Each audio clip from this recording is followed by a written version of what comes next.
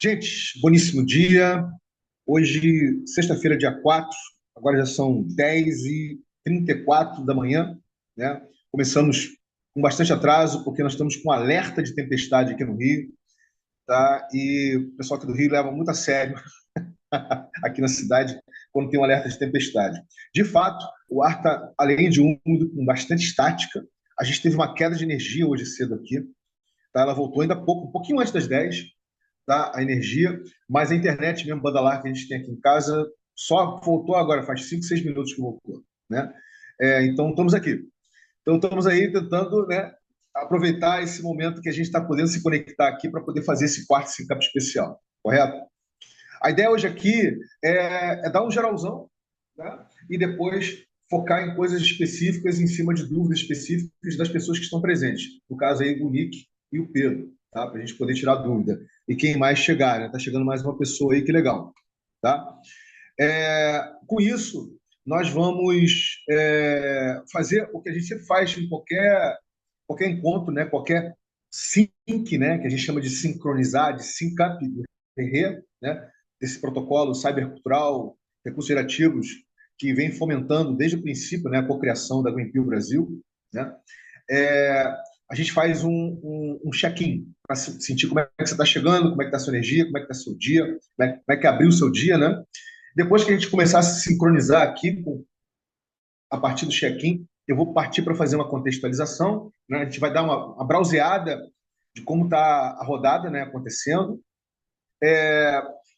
E pronto, aí vamos abrir para perguntas, tá? Tipo assim, tipo um AMA, né? Ask me anything. A gente abre para perguntas. Hoje aqui não tem exatamente uma coisa que eu vou entrar em especificidade, né? Mas a gente, perdão, não tem uma coisa guiada onde eu vou apresentar uma coisa ou outra, correto?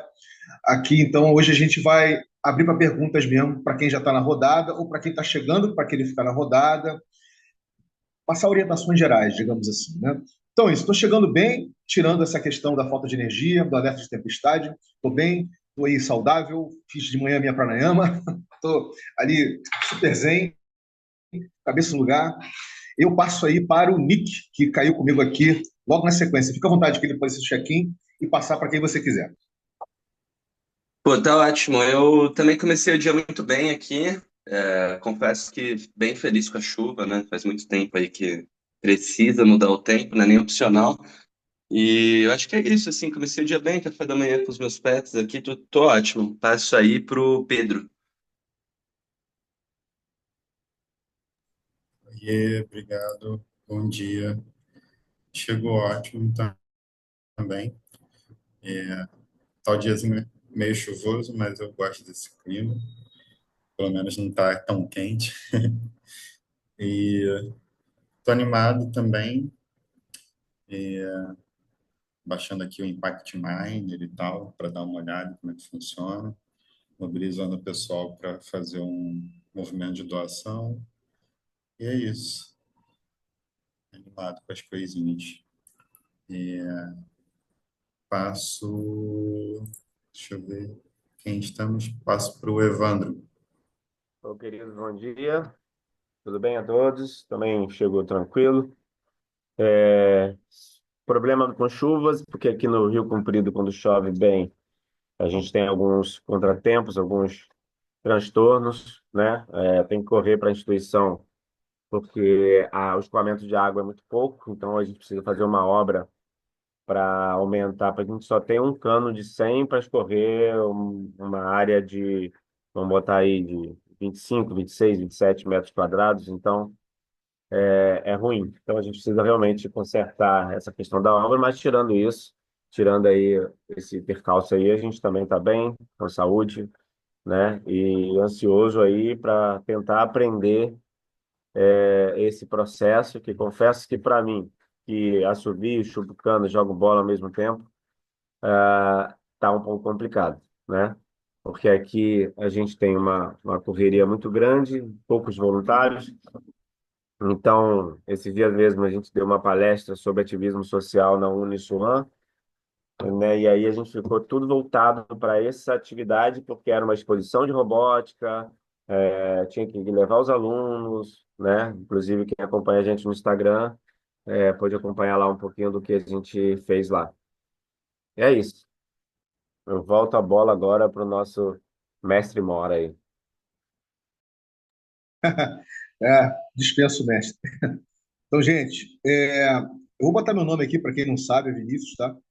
Então, para não ficar me chamando de People Spring ou Mestre Mor, deixa eu botar meu nome aqui, e fica mais fácil antes da gente começar a nossa navegação hoje. Vinícius, pronto. Ficou... Melhorou, né? Então tá bom. Então vamos lá, galera. A primeira Então coisa agora que eu eu passo quero a bola fazer. aí para o mestre Mor Vinícius. Tá certo, Evandro. Obrigado, querido. Então, gente, vamos fazer o seguinte. É, Aqui tudo é dinâmico, tá? Esses encontros são super interativos, são super empáticos, né? Tudo é muito dinâmico, não é nada pré-roteirizado, nada disso, né? Então, eu vou fazer o seguinte: nós vamos passar para cada um de vocês aí. Eu vou dar uma contextualização primeiro e depois eu vou passar para vocês se manifestarem quais dúvidas pontuais vocês estão tendo. E, na medida do meu conhecimento, da minha experiência e conhecimento, eu vou respondendo, tá bom? Então vamos lá, vamos começar aí por um geralzão, né? Um geralzão falando do Gitcoin, tá? Abriu aí, galera? Peraí, gente, rapidinho. Só disse para mim se abriu. Abriu? Abriu sim. Fund Whitewater, Bitcoin Rounds. Ótimo. Pera um momentinho só, um segundinho só, peraí, por favor.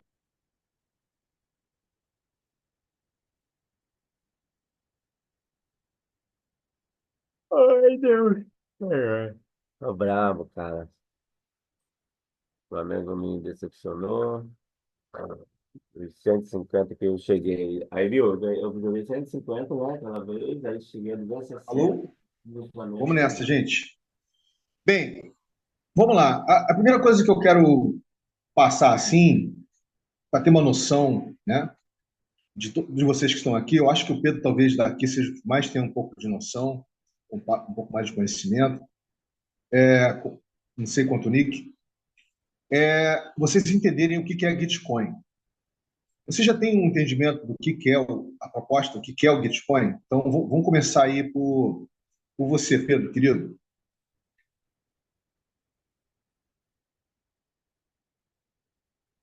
Mas, Vini, que estava respondendo minhas mensagens aqui. Pode falar de novo, por favor? A gente vai começar falando do Gitcoin, né? E eu já tinha feito nos syncaps anteriores para quem quiser ver, estão disponíveis, tá, gente?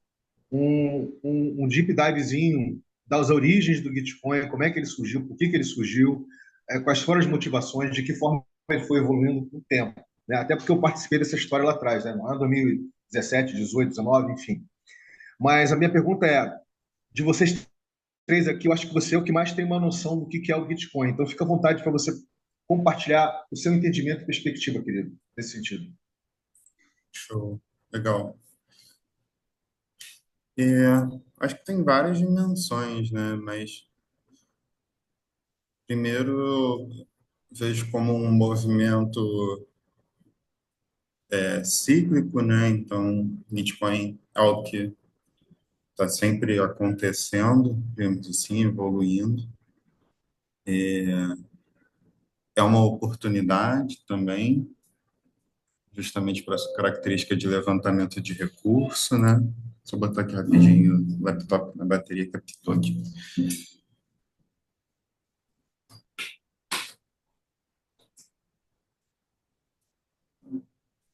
Que acho que é o que todo mundo aqui está buscando, né? Também, formas alternativas de fazer as coisas acontecerem. Mas é uma comunidade, e essa comunidade, enfim, acho que vale muito a pena se envolver, demanda uma energia também, claro, né? Como tudo, mas, sabe, é algo bem rico, assim, uma experiência bem diferente e enriquecedora. Acho que, como ponto, assim, de maior dificuldade é justamente toda essa questão da Web3 e onboarding e tudo mais. Mas são coisas que eu vejo que estão bem melhores a cada rodada, sabe? Então, é mais uma questão de ir acompanhando o movimento mesmo, que uma hora vai estar bem facilitado. Acho que é por aí que eu vejo, sabe? Isso. Mas é uma comunidade bem interessante, vale a pena mergulhar mais a fundo entre os rounds também, não só no momento dos rounds. Maravilha, querido. Você pode passar aí para o Evandro ou para o Nick, para eles também poderem compartilhar o entendimento e perspectiva deles. Alguém pensou alguma coisa? Eu estou Enquanto eu aberto falo. aqui. Então, eu acho, a pergunta o que que é o Bitcoin, é isso? O que que eu acho que é o Bitcoin, né? O que que você entende como Como Bitcoin nessa Bitcoin. altura do campeonato, né? Desde que você Então, tomou contato? assim, há muito tempo eu já ouvi falar no Bitcoin porque eu já participei há muito tempo atrás, daqueles investimentos através online, né? Aqueles investimentos de internet. Já fiz parte daqueles movimentos. Aí eu estou dizendo da minha vida pessoal, não da minha vida social, né? De projeto social. Aí eu já participei daqueles encontros, né? Aqueles eventos como que hoje muita gente chamava de pirâmides e tal. E aí e conheci o Bitcoin naquela época, porque às vezes algumas pessoas faziam investimento em Bitcoin, outras pessoas faziam investimento em dólar, né? Outros em real. E Bitcoin era, na minha opinião, é uma moeda que o governo não tem como controlar, né? Você cuida do teu próprio recurso, né? Bitcoin ele foi crescendo muito, é uma moeda virtual. O que eu entendo é só isso, nunca fui mais além disso, né? Eu até uma vez pensei, pô, é legal ter Bitcoin, mas quando eu fui ver o valor de um Bitcoin, eu falei, caramba, aí eu entendi que as pessoas compravam era frações de Bitcoin, entendeu? Era por ser uma fração bem coisa para É, chegar a um determinado valor. Evandro, querido, você confundiu Bitcoin com Gitcoin. São coisas diferentes. Bitcoin é o que você acabou de falar. Esse aqui é o Gitcoin, que é exatamente Não, onde está inserido o seu projeto. Entendeu? não, São coisas Bitcoin não, eu completamente confundi distintas. mesmo, perdão. Tá? O Bitcoin foi a primeira tecnologia, quer dizer, a primeira tecnologia de blockchain a ganhar escala, tecnologia de blockchain para ganhar escala, veio com Bitcoin, D de bola, né? BIT, Bitcoin, né? Em 2009, final de 2009, dezembro de 2009. Né? Já o Bitcoin é uma proposta que não tem nada a ver com Bitcoin, é uma outra história, entendeu? Então, a gente vai ter a oportunidade de conversar um pouquinho para você entender o que é o Bitcoin hoje, né? O que é o Bitcoin, né? Eu vou passar aí para o Nick. Nick, querido, fica à vontade para compartilhar seu entendimento e perspectiva. Recentemente eu comecei a fazer parte de uma subDAO da Naus, e daí eu comecei a mergulhar um pouco mais nesse mundo, né? Então, assim, falando de DAO, tô conseguindo entender um pouco melhor como que funciona, como que é essa dinâmica, e aí, na verdade, eu fiquei com dúvidas, né? Porque, assim, eu entendi que a Givet e a Gitcoin, elas têm uma relação, né? Eu parei para dar uma pesquisada, fui mais a fundo nas informações, e o que me soou, de uma certa forma, é como se o Gitcoin fosse uma plataforma, né, de Web3, assim, para acho que num contexto assim de comunidade, né, mas para captação de recursos e desenvolvimento de projetos no mundo real a partir desses recursos do mundo digital.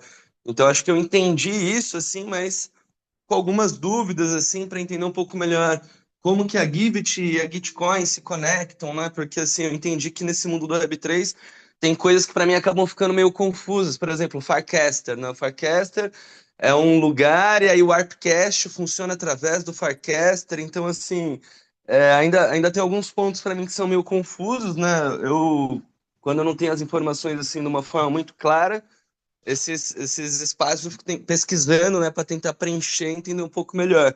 Mas meu entendimento de uma forma geral é essa, né, de uma comunidade onde a gente pode fazer parte, é, aplicar para transformar projetos que a gente tem vontade aqui no mundo real, e de uma mesma forma que a gente também vai buscar levar pessoas que têm as mesmas características que a gente para essa comunidade, ou de uma certa forma assim, fazer com esse movimento crescer, né?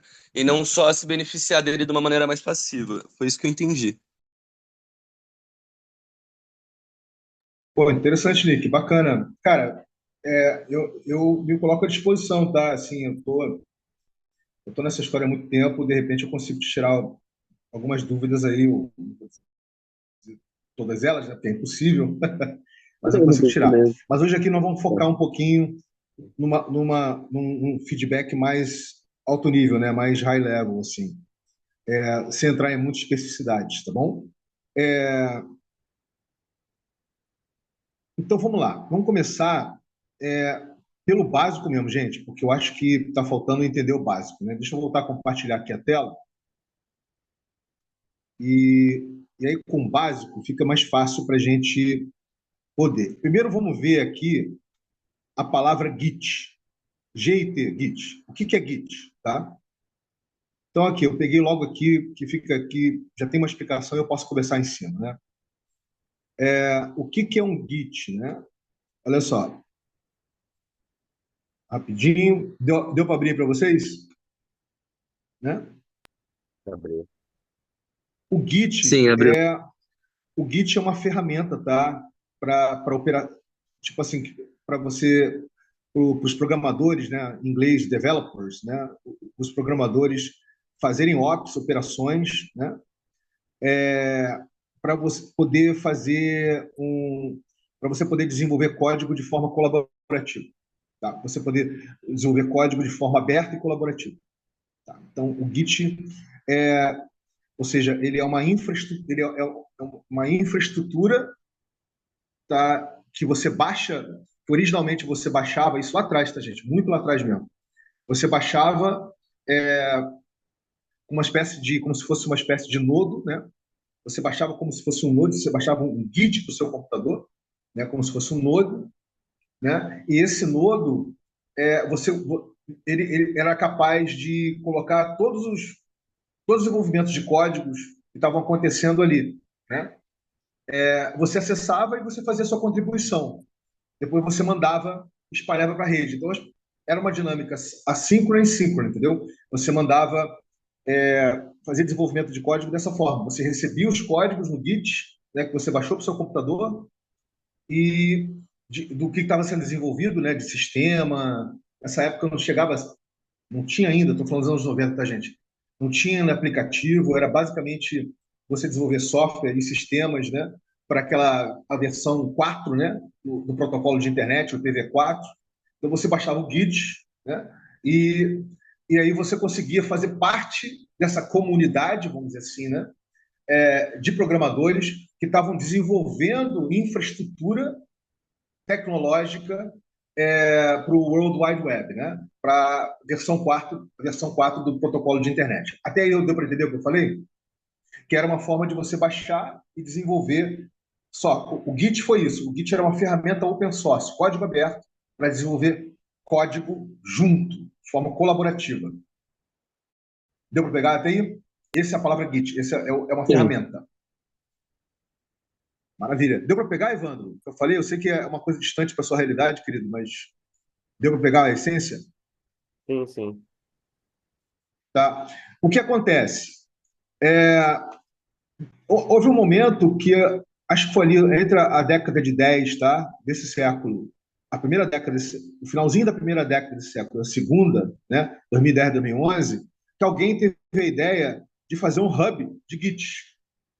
Fazer um hub de Git, né? E, originalmente, esse hub de Git continuou open source, tá? Fez tanto sucesso esse hub de Gits, né?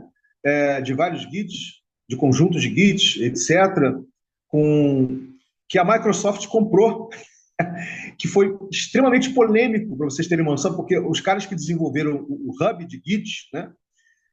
Eles desenvolveram em cima de software livre, né? Software aberto, open source, correto? Olha que doideira, né?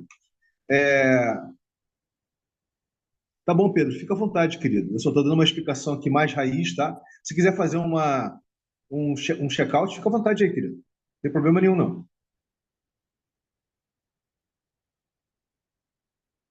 Pedro, fica à vontade aí, Pedro.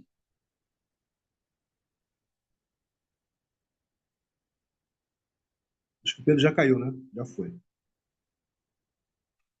Então, beleza. Então o que acontece? E aí, eles desenvolveram, são uma dupla de programadores, de devs, né? Eles acabaram ficando meio que como os gestores da comunidade. Em um dado momento, a Microsoft quis se apropriar disso, né? A Microsoft, para quem não sabe, é completamente closed source, né? Fechada.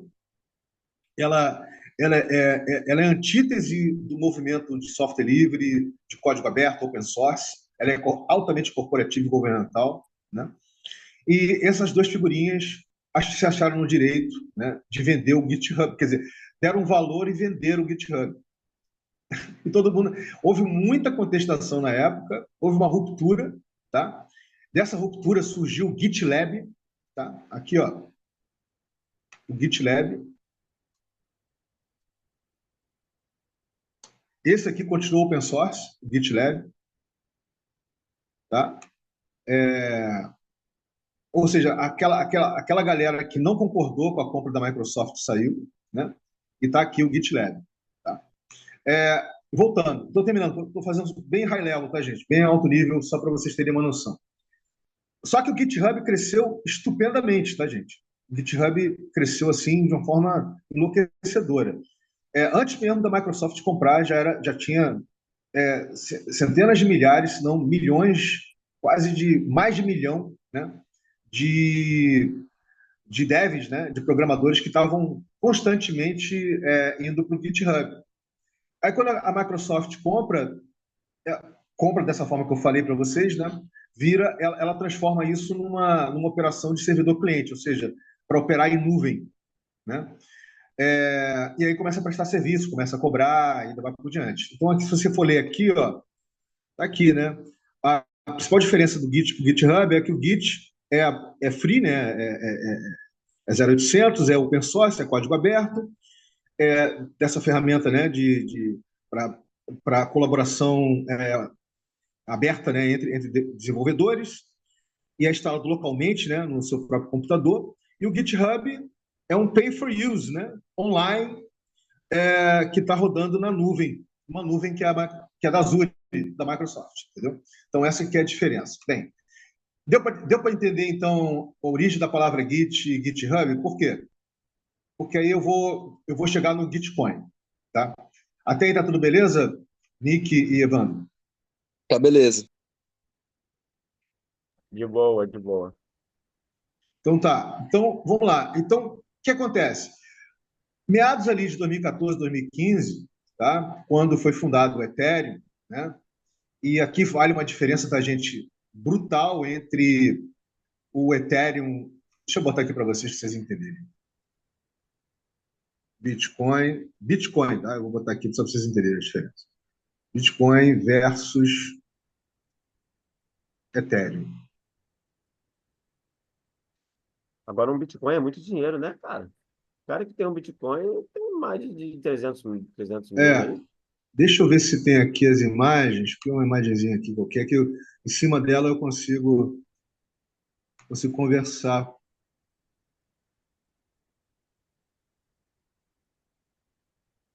Se tiver, né? Se não tiver,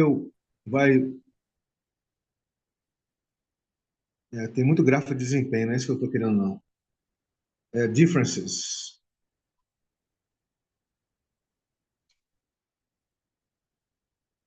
Ah, beleza. Vamos ver se aqui já serve.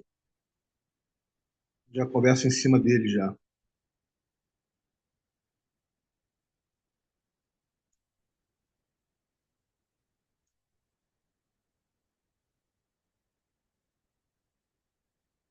Deixa eu ver se é muito antigo. Não, é mais recente.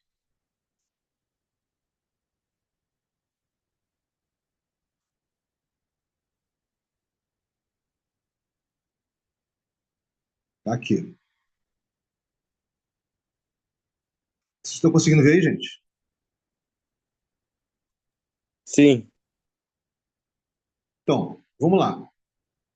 A primeira coisa que eu ia falar para vocês é o seguinte: é, a primeira tecnologia de blockchain que funcionou foi a tecnologia de blockchain que mintou, né? Mintou não, fez a emissão, né, literalmente, do Bitcoin, tá? Então, é a tecnologia de blockchain do Bitcoin, tá?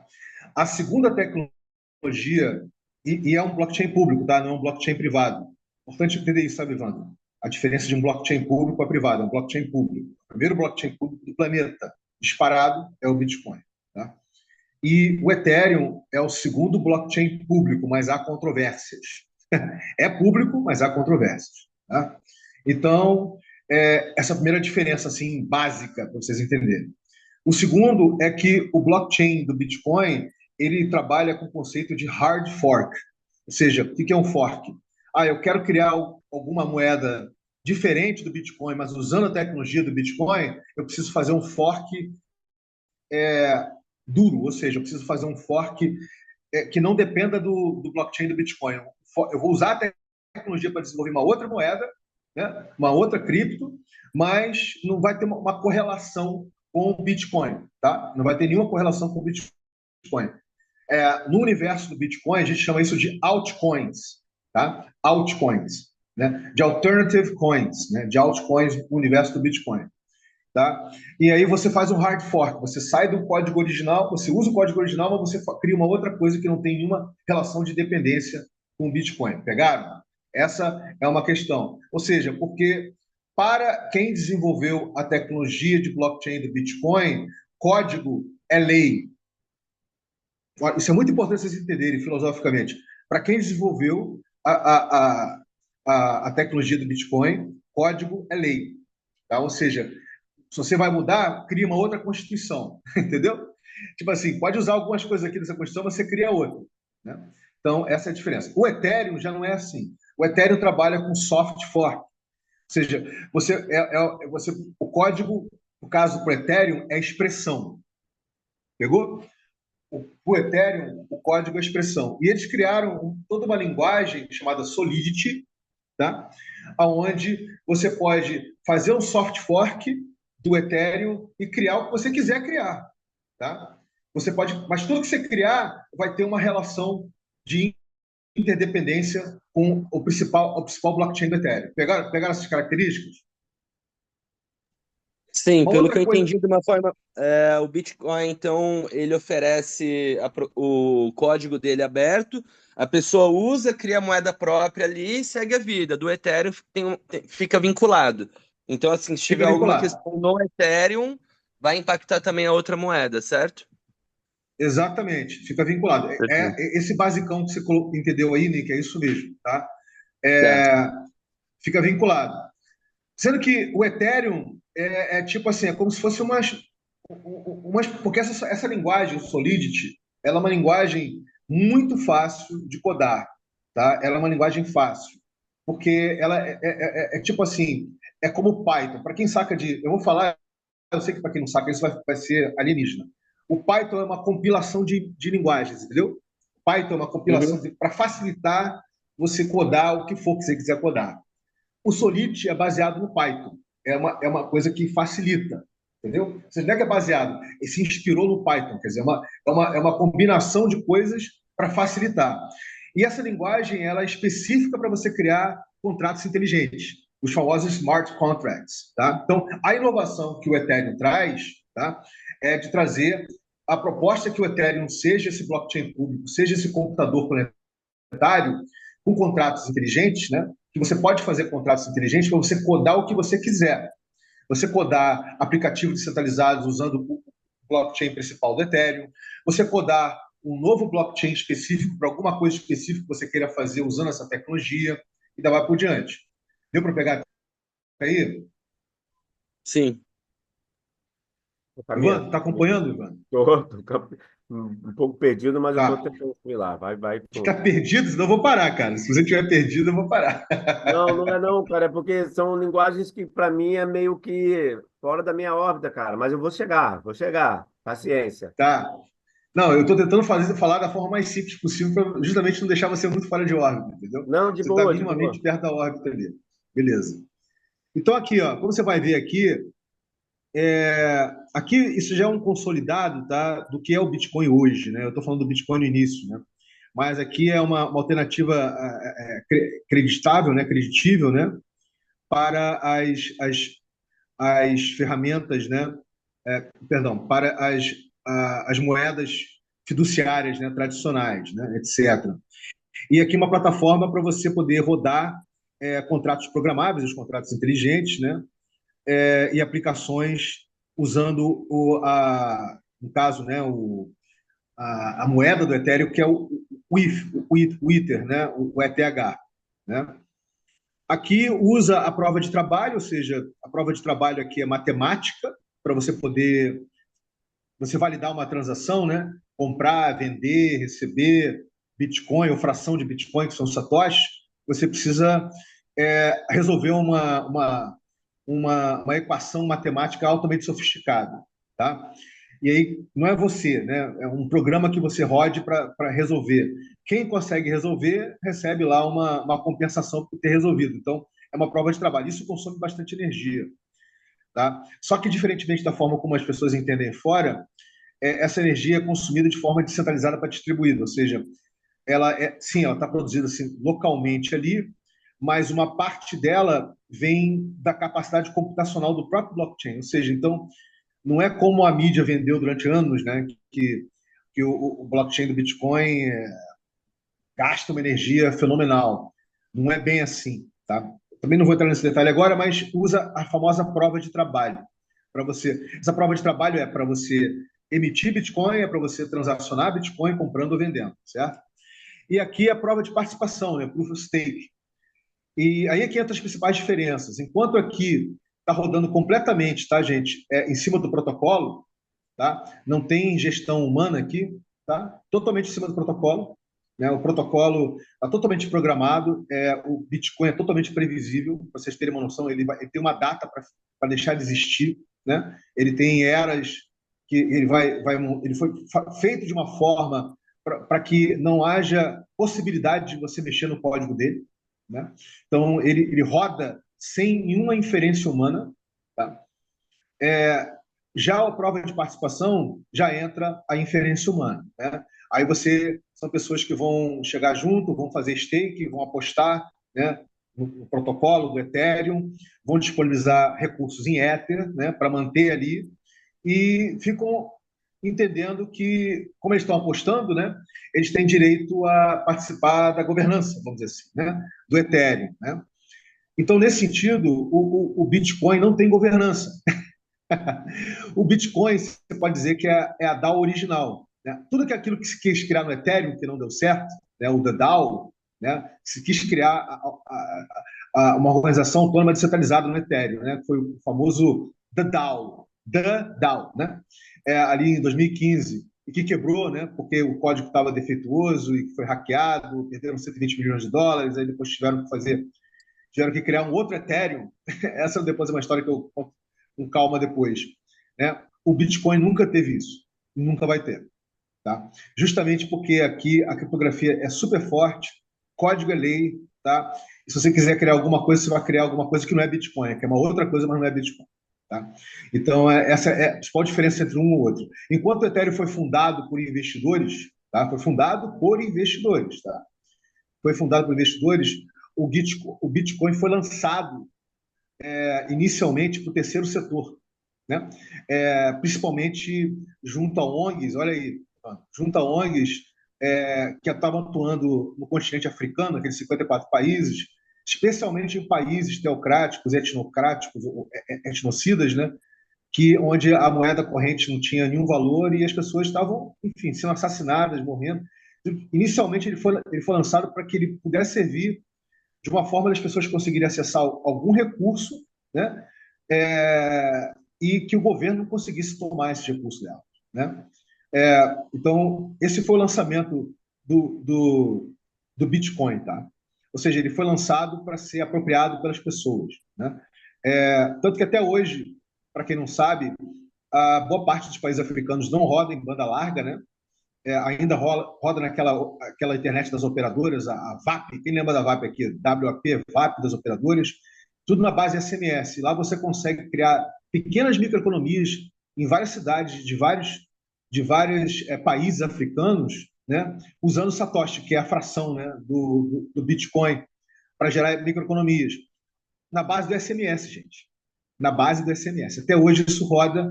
Essa é a coisa mais bacana que o Bitcoin sempre quis fazer e está oferecendo.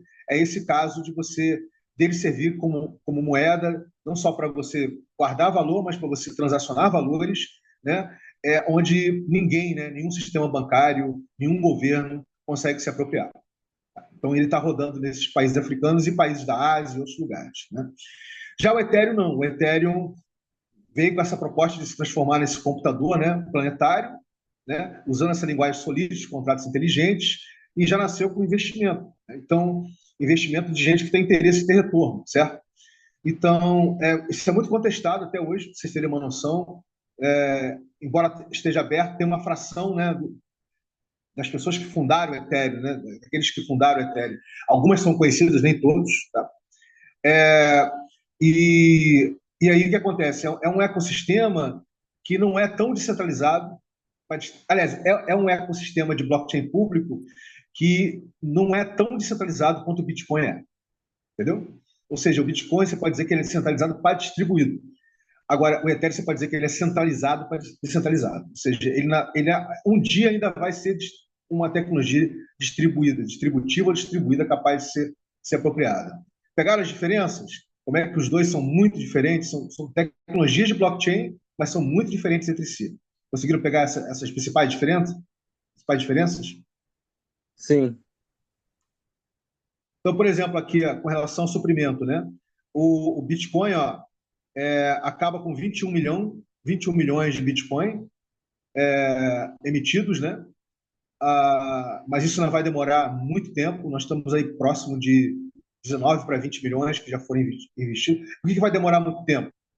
Vai demorar muito tempo porque, na medida em que ele é apropriado por cada vez mais pessoas, né, mais complexa fica a rede, mais difícil fica a emissão, né, e você gera um tipo de escassez, né, que possibilita ele, digamos assim, ele ser mais transacionado do que emitido. Não sei se eu consegui fazer a explicação. Ou seja, em vez de você atrair gente que vai querer emitir, certo? Para poder ganhar dinheiro com ele, você vai atrair mais gente que vai querer usar para lhe virar mais moeda do que moeda de valor. Vocês entendem a diferença? Ou seja, toda a ideia do Bitcoin é gerar adoção, né? Uma adoção com todo mundo. Não necessariamente você fica... e ele tem seus próprios... as suas próprias eras, né? Chama de halvings, né? Onde ele vai cortando o prêmio, para incentivar mais o uso e a transação das pessoas, e não tanto a emissão da moeda, entendeu? Então, tipo assim, você vai diminuindo o valor de emissão da moeda, você vai aumentando a base de pessoas que estão transacionando. Deu para entender essa explicação, galera? Tipo assim, é por isso que vai demorar muito tempo até chegar nesses 21 milhões de Bitcoin. A previsão aí é até daqui a 200 anos, por exemplo. A previsão, mais ou menos, é a 150, 200 anos é que vai acabar isso. Já o Ethereum não trabalha assim, tá? O Ethereum como o código e a expressão para o Ethereum, né? Tudo é na base do soft fork, né? Tendo relações, a emissão de Ether é infinita, vai estar sempre existindo. Mas o problema disso é que você pode correr o risco, né, de ou inflacionar ou deflacionar essa cripto, né, de acordo com o tipo de uso que está sendo feito, né? Então, diferentemente do Bitcoin, que nunca foi hackeado, as exchanges, né, as corretoras foram hackeadas, mas o Bitcoin não. O Ethereum já foi hackeado inúmeras vezes, tá? E já se drenou muitos recursos, né? Enfim, isso quando a gente está falando de finanças, tá, gente? Finanças descentralizadas, né? Claro que de lá para cá a coisa, né, deu uma aumentada. Gente, desculpe, eu acabei enveredando por isso aqui. Eu não queria muito enveredar, só queria passar para vocês o entendimento da diferença entre os dois principais blockchains públicos hoje no planeta, tá? E explicar por que que falar essa diferença e falar para vocês um pouco da origem do GitHub. Deu para pegar essas diferenças aí no basicão? Deu, tá claro. Então, sim. Beleza. Então, vamos esquecer isso aqui. Eu só queria passar mesmo a essência, tá? Então, o que acontece? A galera que fundou o Gitcoin é um pessoal que vem da cultura, ao mesmo tempo, vem da cultura open source, né? Software livre, e ao mesmo tempo vem da cultura de startups do Vale do Silício, tá? Então, a galera que fundou tem esse mix aí, tá? E eles estavam vendo na Web3, na época, principalmente usando o blockchain do Ethereum, né, uma oportunidade de atrair mais codadores, desenvolvedores, né, para poder desenvolver a tecnologia, tecnologia de Web3, infraestrutura de Web3, tá? Cuja característica principal é o fato dela rodar em diferentes tecnologias de registro distribuído, chamados DLTs, tá? Onde a tecnologia do Bitcoin é um dos registros distribuídos. Tem outras tecnologias, mas eu não vou falar disso hoje. Então o que acontece? Essa tecnologia, os caras queriam atrair, né, mais devs, né, que estavam ali no GitHub, no GitLab, né, estavam querendo atrair mais devs, mais programadores para trabalhar. Então eles começaram a criar recompensas, né, as bounties, criar formas de atrair a galera para cá. Então o Gitcoin nasceu com esse propósito de atrair programadores, desenvolvedores, tá? Para poder desenvolver a infraestrutura tecnológica da Web3. Legal? A origem do Gitcoin é essa. Como é que a gente atrai desenvolvedores, programadores, né, para desenvolver infraestrutura tecnológica para a Web3, para essa camada cibernética chamada Web3. Deu para entender isso? Sim. Tá? Então, a partir do momento que eles começaram a ser bem-sucedidos com isso, eles queriam saber se eles ficariam só fazendo isso ou se tinha aí uma oportunidade de trabalhar, né, a tecnologia blockchain diferente daquela que vinha sendo trabalhada até 2017, 2018, que era o quê? Justamente de você começar a desenvolver aplicações para finanças descentralizadas, né? De DeFi, né? Você começar a desenvolver contratos inteligentes, né? Para rodar exchanges, por exemplo, exchanges centralizados como a Uniswap, por exemplo, entendeu? Então, eles estavam querendo entender se tinha uma oportunidade aí de repente, estar desenvolvendo, né, todo um outro ethos de ecossistema não Web3 que não tivesse uma ligação direta com essa cultura da especulação, né? Com essa cultura do mercado financeiro, né? Onde as pessoas estavam querendo descentralizar o mercado financeiro, né?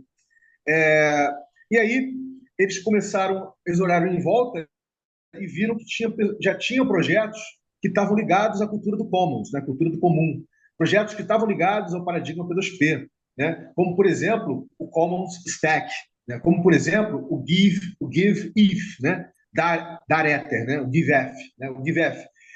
E, poxa, falando, caraca, vocês estão aí criando uma cultura querendo trazer, né, a cultura da colaboração para fins não degenerativos, né, para fins regenerativos. Então, assim, pô, que legal. Foi aí que o Gitcoin, né, começou a ter uma noção de ser existir, tá? Tipo assim, caraca, peraí, agora eu acho que o nosso grande barato vai ser esse, né? Não só atrair, né, devs da Web 2, né, da massiva Web 2, para desenvolver infraestrutura, né, de tecnológica para a Web 3, mas a gente pode estar aqui tendo uma oportunidade de desenvolver protocolos, né, para poder criar incentivos econômicos para gerar economias ou microeconomias de cunho regenerativo, entendeu? Então, foi nesse momento, falar em 2018, gente, 2018 para 2019, foi nesse momento, 18 exatamente, foi nesse momento que o Gitcoin começou junto com uma entidade chamada, um laboratório, né, um lab de tecnologia de blockchain chamado Block Science, né, começaram a querer desenvolver um tipo de financiamento, né, que não é esse financiamento que a gente conhece na Web 2, o financiamento, né, esse financiamento que a gente vê na Web 2 aí, massivo da benfeitoria, né, do Catarse, né, que é esse financiamento coletivo, né, que é o chamado financiamento quadrático. E os caras mergulharam nisso, né? E foram eles que lançaram, né, junto com o pessoal da Block Science e outros, lançaram o financiamento quadrático, né? E aí, quando lança o financiamento quadrático, ele é um game changer, né? Ele é um momento de um novo marco para a proposta do Gitcoin, né? Tipo assim, agora vamos começar a fazer as rodadas para testar, inicialmente para testar, gente, para testar o financiamento quadrático, como é que ele funciona na prática, né? Como é que as pessoas conseguem se apropriar dele, conseguem entender sua proposta, como é que ele funciona e vai por diante. Esse é o momento que o Bitcoin encontrou o seu, digamos, como se diz, né, no mundo das startups, o seu market fit, né? Tipo assim, encontrou aquilo que, de fato, era o propósito que eles nem sabiam que seriam quando eles fundaram, entendeu? Se tornou o propósito deles, né? De trabalhar de trabalhar incentivos econômicos, né? Trabalhar protocolos que geram incentivos econômicos para um amplo espectro da regeneração, de economias regenerativas, restaurativas, reconciliatórias, circulares, colaborativas e lá por diante. Até aí deu para entender também, gente? Sim. Evandro? Tranquilo, Evandro? Estava fechado, eu fiz um sinal de positivo aqui na câmera. Ah, Valeu. beleza. Então, gente, nesse momento que o Bitcoin pega isso, desde então ele vem fazendo rodadas de 3 em 3 meses, tá? Essa é a 23ª rodada. Esse 23 é isso, tá? Essa é a 23ª rodada usando o protocolo de financiamento quadrático. Só que de lá para cá passou muita água por debaixo de muitos rios, né? O financiamento quadrático ele evoluiu bastante, ele ficou cada vez mais friendly, né?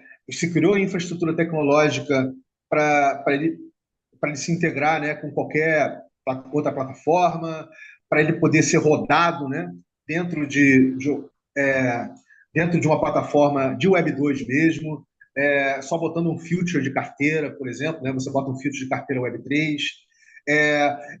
Começou a se incentivar, né, que instituições, tipo assim, vocês entenderem, a Fundação Ford, né, fizesse suas próprias rodadas usando o financiamento quadrático, porque é totalmente open source, né, ele é código aberto.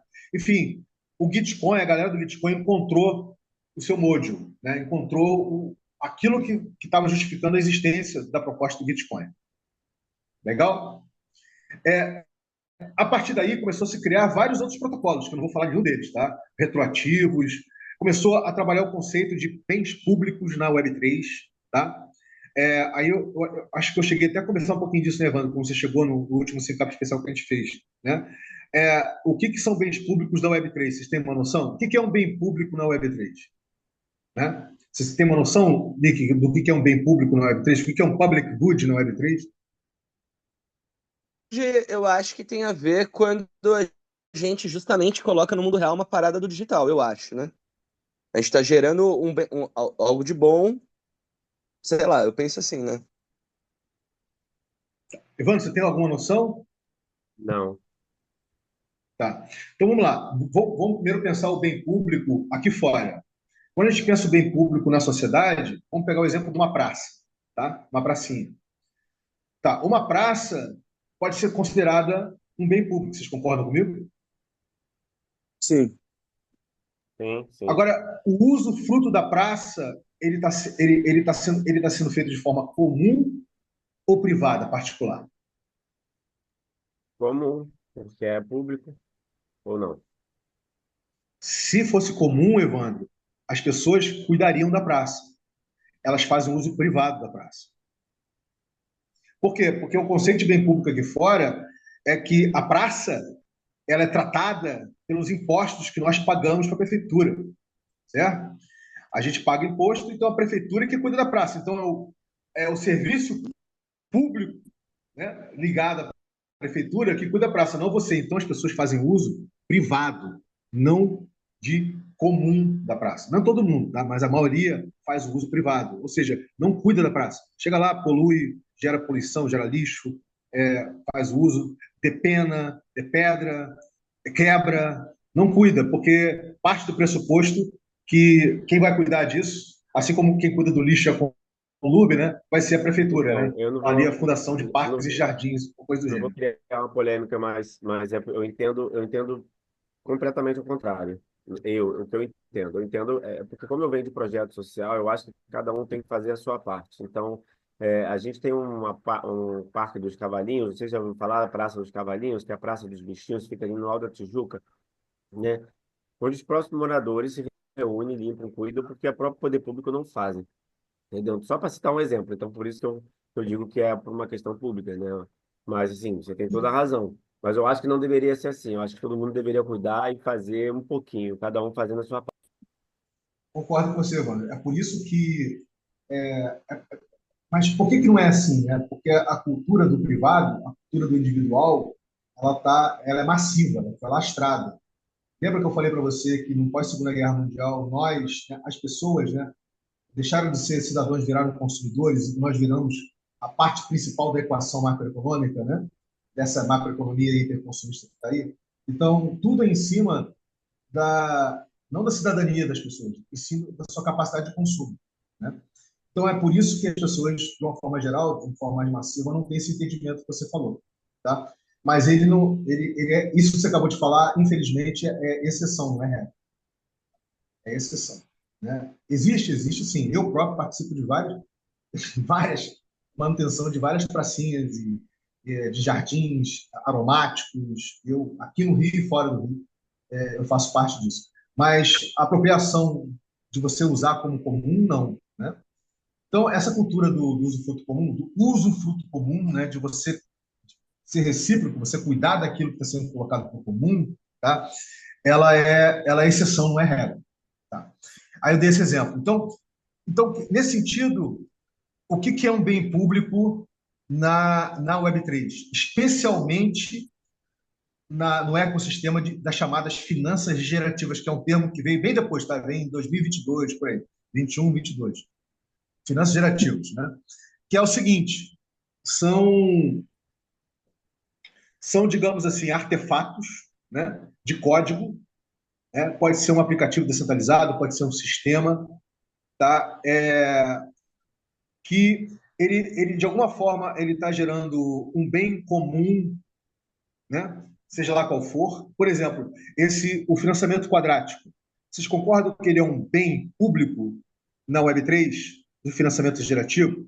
Ou seja, todo mundo pode chegar, pegar o código e rodar o seu próprio financiamento quadrático? Então, para a Web3, bem público, public good, né? É qualquer artefato de código, né? Artefato de código, que é open source, que é código aberto, que está disponível para ser apropriado pelas pessoas. Ah, mas Vinícius, o que isso difere da cultura do software livre, open source?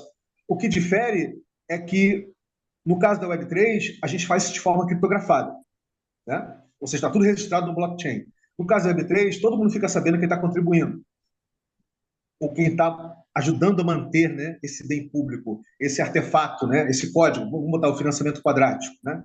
Então, hoje, por exemplo, na organização autônoma descentralizada que está em torno do Bitcoin, né, tem pessoas que disponibilizam seus Ethers, né, disponibilizam seus tokens para manter um fundo permanente para desenvolver, né, o código do financiamento quadrático.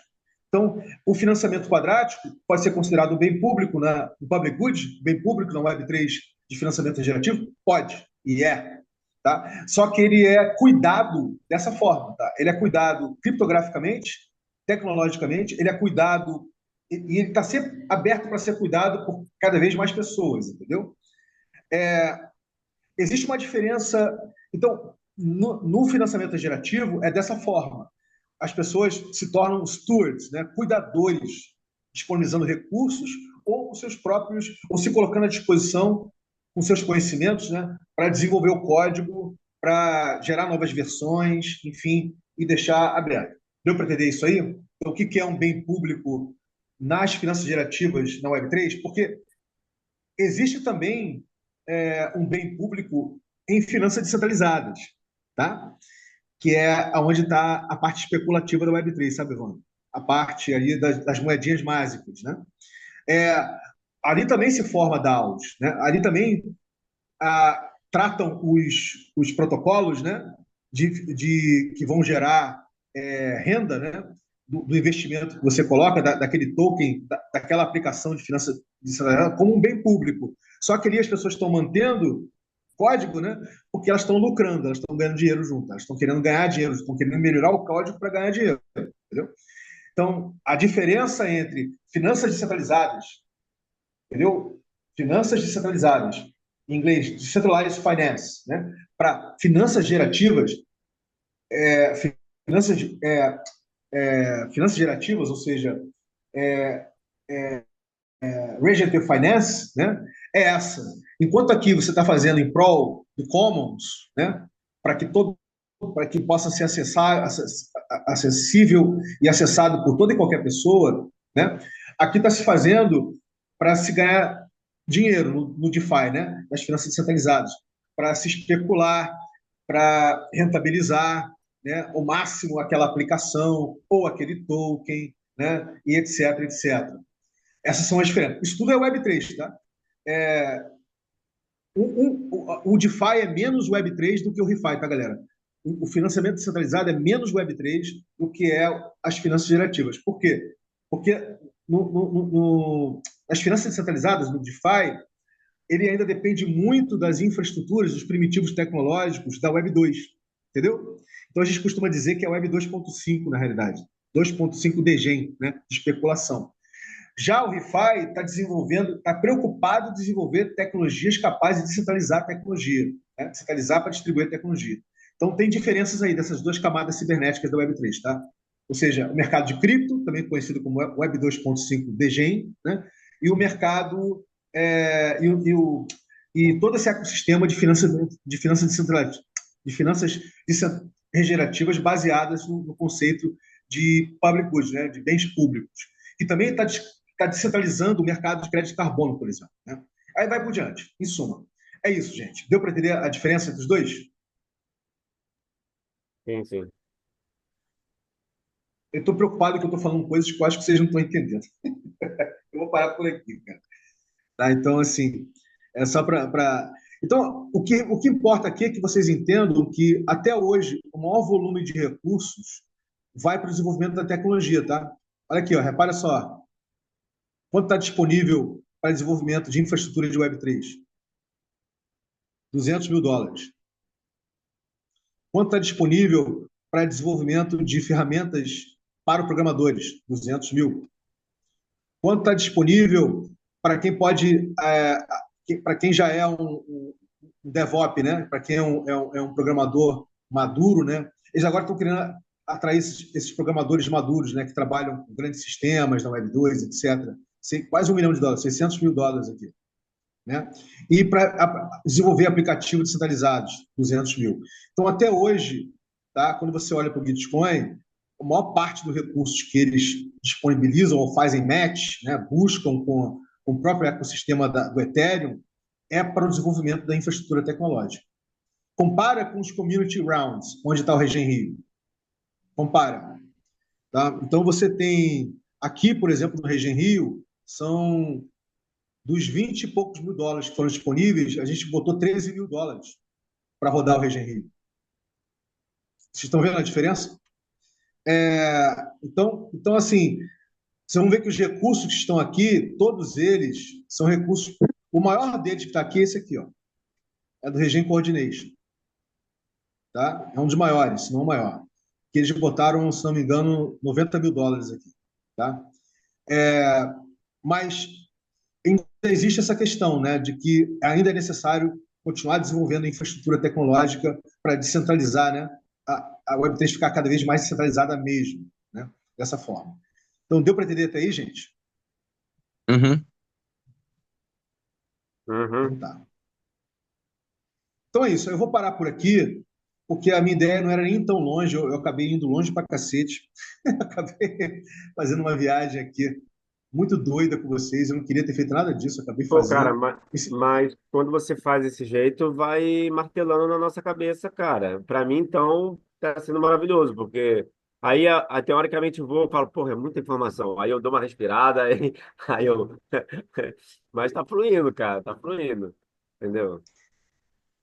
Eu para você percebo que tá, o processo de aprendizado para mim também ele vem através assim da repetição, principalmente quando é algo muito novo, né? Então, estudo, assimilação, respira, volta, continua de onde parou, rever aquilo que viu, né? E aí tem coisas que vão ficando mais claras.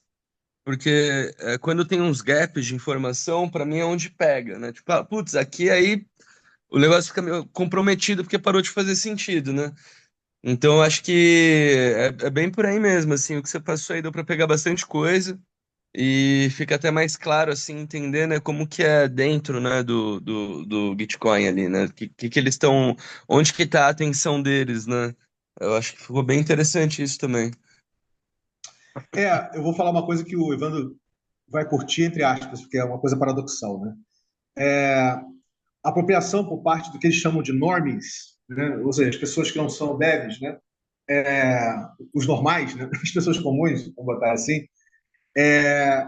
ainda é periférico no Bitcoin. Ou seja, periférico, eu digo, é como se o Bitcoin tivesse criado uma espécie de periferia, né? Ou seja, os community realms é meio que a periferia, né? O epicentro é o desenvolvimento do código, onde está a boa parte dos recursos, né? E é onde eles buscam desenvolver com o próprio ecossistema do Ethereum, né?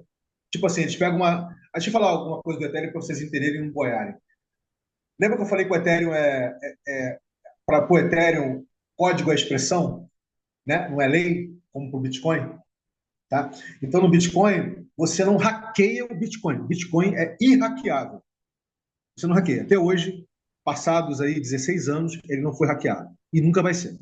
Porque é um código fortíssimo, tá? De criptografia. Pegaram?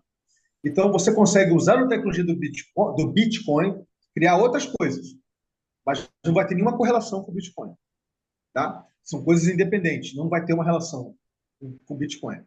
No Ethereum, tudo tem a sua interdependência, o que é bacana, mas só que o Ethereum, como ele foi fundado, tá, gente? Olha só, a diferença é essa. O Bitcoin foi lançado, né? Assim, foi desenvolvido, código aberto, e foi lançado para o planeta, principalmente através das pessoas que estavam mais necessitando, no continente africano, certo? E este que vos fala aqui fez parte desse lançamento. Isso eu estava deixando para o finalzinho para vocês entenderem. Eu fiz parte da dinâmica de difusão, distribuição do código do Bitcoin lá em 2008 para 2009. Tá? Porque eu sou uma daquelas pessoas que estava lá atrás, no início da internet, né? Falando de software livre aqui no Brasil, falando de Linux, falando de, enfim, tudo que vocês possam imaginar, espalhando essa coisa chamada espaço cibernético, né? Ciberespaço, né? Aqui no Brasil. Então, eu tenho uma relação com o início da internet, desde a época que não era nem internet, era BBS, né? Bulletin Board System, nos anos 80.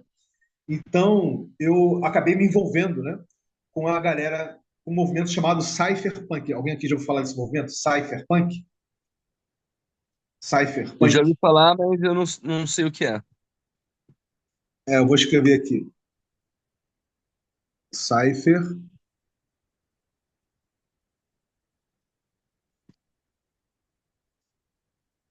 Cypher é de código, né? Punk é tipo assim, fissurado, né? Por código. Cypher é criptografia, tá? Uhum. Criptografia. Então, para quem não sabe, a criptografia ela foi usada na Segunda Guerra Mundial pelos nazistas, né? E os ingleses conseguiram quebrar a criptografia deles, a Uhum. forma como eles estavam Tem um fazendo a filme sobre criptografia. isso, inclusive. Tem um filme. E desde então, os americanos consideraram no pós-Segunda Guerra Mundial a criptografia uma arma de guerra. Então, quando estava começando a montar a internet por causa da guerra, né, da Guerra Fria, para se proteger contra um ataque nuclear. Para quem não sabe, os Estados Unidos é disparado o país que tem mais bunkers, né, na casa das pessoas no planeta. Né? Ou seja, não tem nenhum país no planeta que tenha mais bunker doméstico do que nos Estados Unidos. Isso por causa da Guerra Fria, tá? Dos anos 50 e 60, enfim, você sabe o que eu estou falando. Durou aí 40 anos. E queria se constituir uma rede usando diferentes formas de conexão, né? Rádio, fio, satélite, etc., que conseguisse, havendo um ataque nuclear, né? Conseguisse montar, conseguisse ainda manter conectadas as pessoas, né? E aí que o Departamento de Defesa americano, a DARPA, criou a proposta da intranet, né? De fazer uma rede entre diversas redes para as pessoas conseguirem se comunicar através de seus bunkers. Pegaram? Mais desconectado de uma rede maior, né? Exatamente. Essa intranet foi a base do que veio se chamar internet. Lá na frente, finalzinho dos anos 80, 90, tá? Essa história eu participei também, não tão diretamente, mas indiretamente, bastante diretamente aqui no Brasil, com a cultura dos micreiros, dos BBS, mas indiretamente porque eu mantive contato com a galera do que vieram chamar cypherpunks, né? Nos anos 90. Mas a criptografia era considerada arma de guerra. Então, uma das coisas que a gente não conseguiu emplacar nessa internet, que a gente usa, é a criptografia forte. O IPv4 não tem criptografia forte, embora ainda tenha criptografia. Tá? Ainda tem alguma criptografia, mas não tem criptografia forte, porque o governo americano considerava uma arma de guerra. Né? E toda a proposta do Cypherpunks era criar uma experiência de ciberespaço, né? Que fosse um local de criação do novo, sabe? O local de criação do novo. O ciberespaço, gente, não existe natureza. Nós somos natureza. Por sermos natureza, pode dizer que existe natureza porque nós criamos, né? Mas você não vê um ciberespaço na natureza. No ciberespaço não tem oxigênio, né? Nós criamos, só tem bits e bytes. Né? Então, nós criamos uma coisa chamada cyberspace, né? Ciberespaço. Né? E seria ali uma oportunidade da gente estar recriando nossa forma de ser e estar como sociedade. Correto? E aí tem essa coisa entre os poderes econômicos e políticos e aquilo que está ali na fronteira, querendo dizer o seguinte, aqui, ó, criamos alguma coisa que nos permite viver de forma diferente nesse planeta, né? E aí essa briga, né? Essa tensão, né, briga? Essa tensão, né, entre quem detém o poder econômico, político e religioso para quem não detém, né, ela é clássica, né? Ela existe desde sempre. Então, o que acontece? Então, quando o Tim Berners-Lee, né, publicou o paper lá em dezembro de 79, da World Wide Web, né, do IPv4, etc., o IPv4 é a quarta versão. Né? O governo americano conseguiu reduzir o grau de criptografia, tá? Na arquitetura, né, dos hipertextos, dos hiperlinks, para você fazer a navegação na chamada internet, né, no ciberespaço. Né? Mas essa birra e essa briga ficou desde então. Então, de muitas formas, quando se criou a tecnologia de blockchain do Bitcoin, ainda é um resultado disso. Vem cá, como é que a gente cria uma internet com criptografia forte, onde a gente pode transacionar coisas, onde nem governo, nem corporação consegue meter o bedelho. E todos os dados que nós geramos somos nossos. E a gente não compartilha com quem a gente quer. Pegaram isso? Essa foi a birra principal lá atrás. Né? Então, o movimento cypherpunk estava preocupado com isso. Né? Então, e é por isso que tem uma diferença tão grande e que causa tanta estranheza, né? Dessa camada cibernética, perdão, desse espaço cibernético Web3, né? Com essas camadas que estão surgindo, né? Da Web3 DeFi, por exemplo, financiamento gerativo, do mercado de cripto, que ainda não é Web3, é Web 2.5, enfim. Por isso que tem tão diferente, porque se a gente já estivesse usando criptografia forte desde os anos 90, ninguém estranharia. O Evandro hoje não estaria, nem você, ninguém estaria, porque a gente já teria naturalizado isso, entendeu? Já estaria naturalizado. Mas, pelo fato do governo americano, né, ainda como resquício da Guerra Fria, considerar, né, ainda como Guerra Fria, mas resquício da Guerra Fria, considerar uma arma de guerra, né, cibernética, né, não permitiu esse uso alastrado, né, de uma criptografia forte para a infraestrutura, para a arquitetura do espaço cibernético. Deu para entender isso que eu falei, galera? Mais um pouquinho de informação, contexto histórico, para vocês entenderem as motivações pelas quais levaram a ser criado o Bitcoin, né? E que depois toda essa proposta que virou esse espaço cibernético chamado Web3. Né? Sim, tá super claro. Tá. Então, gente, dito isso, eu falei muito do geralzão, já estamos aí já estouramos já o tempo que a gente inicialmente tinha pensado.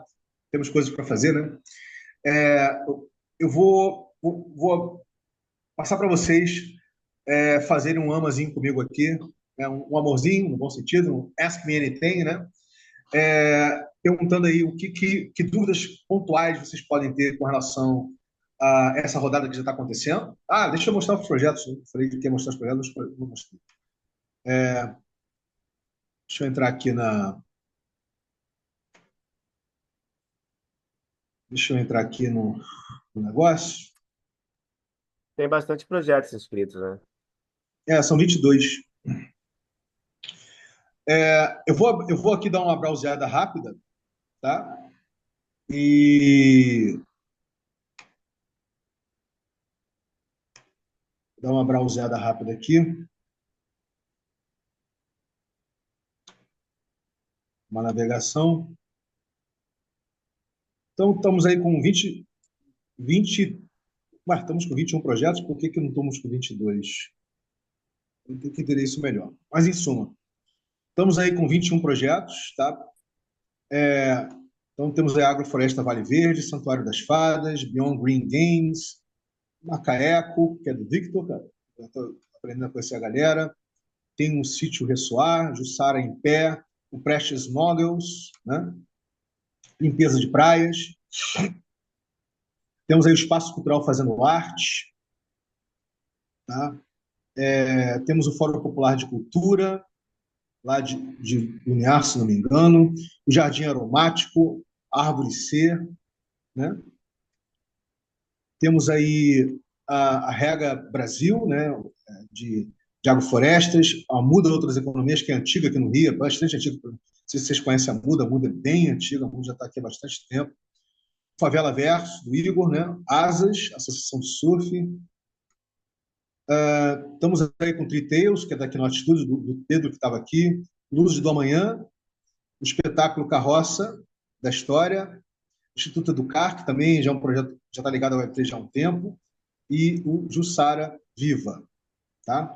Então, vamos ver aí os valores que já foram contribuídos até aqui. Hoje é dia 4, né? Estamos no segundo dia, né?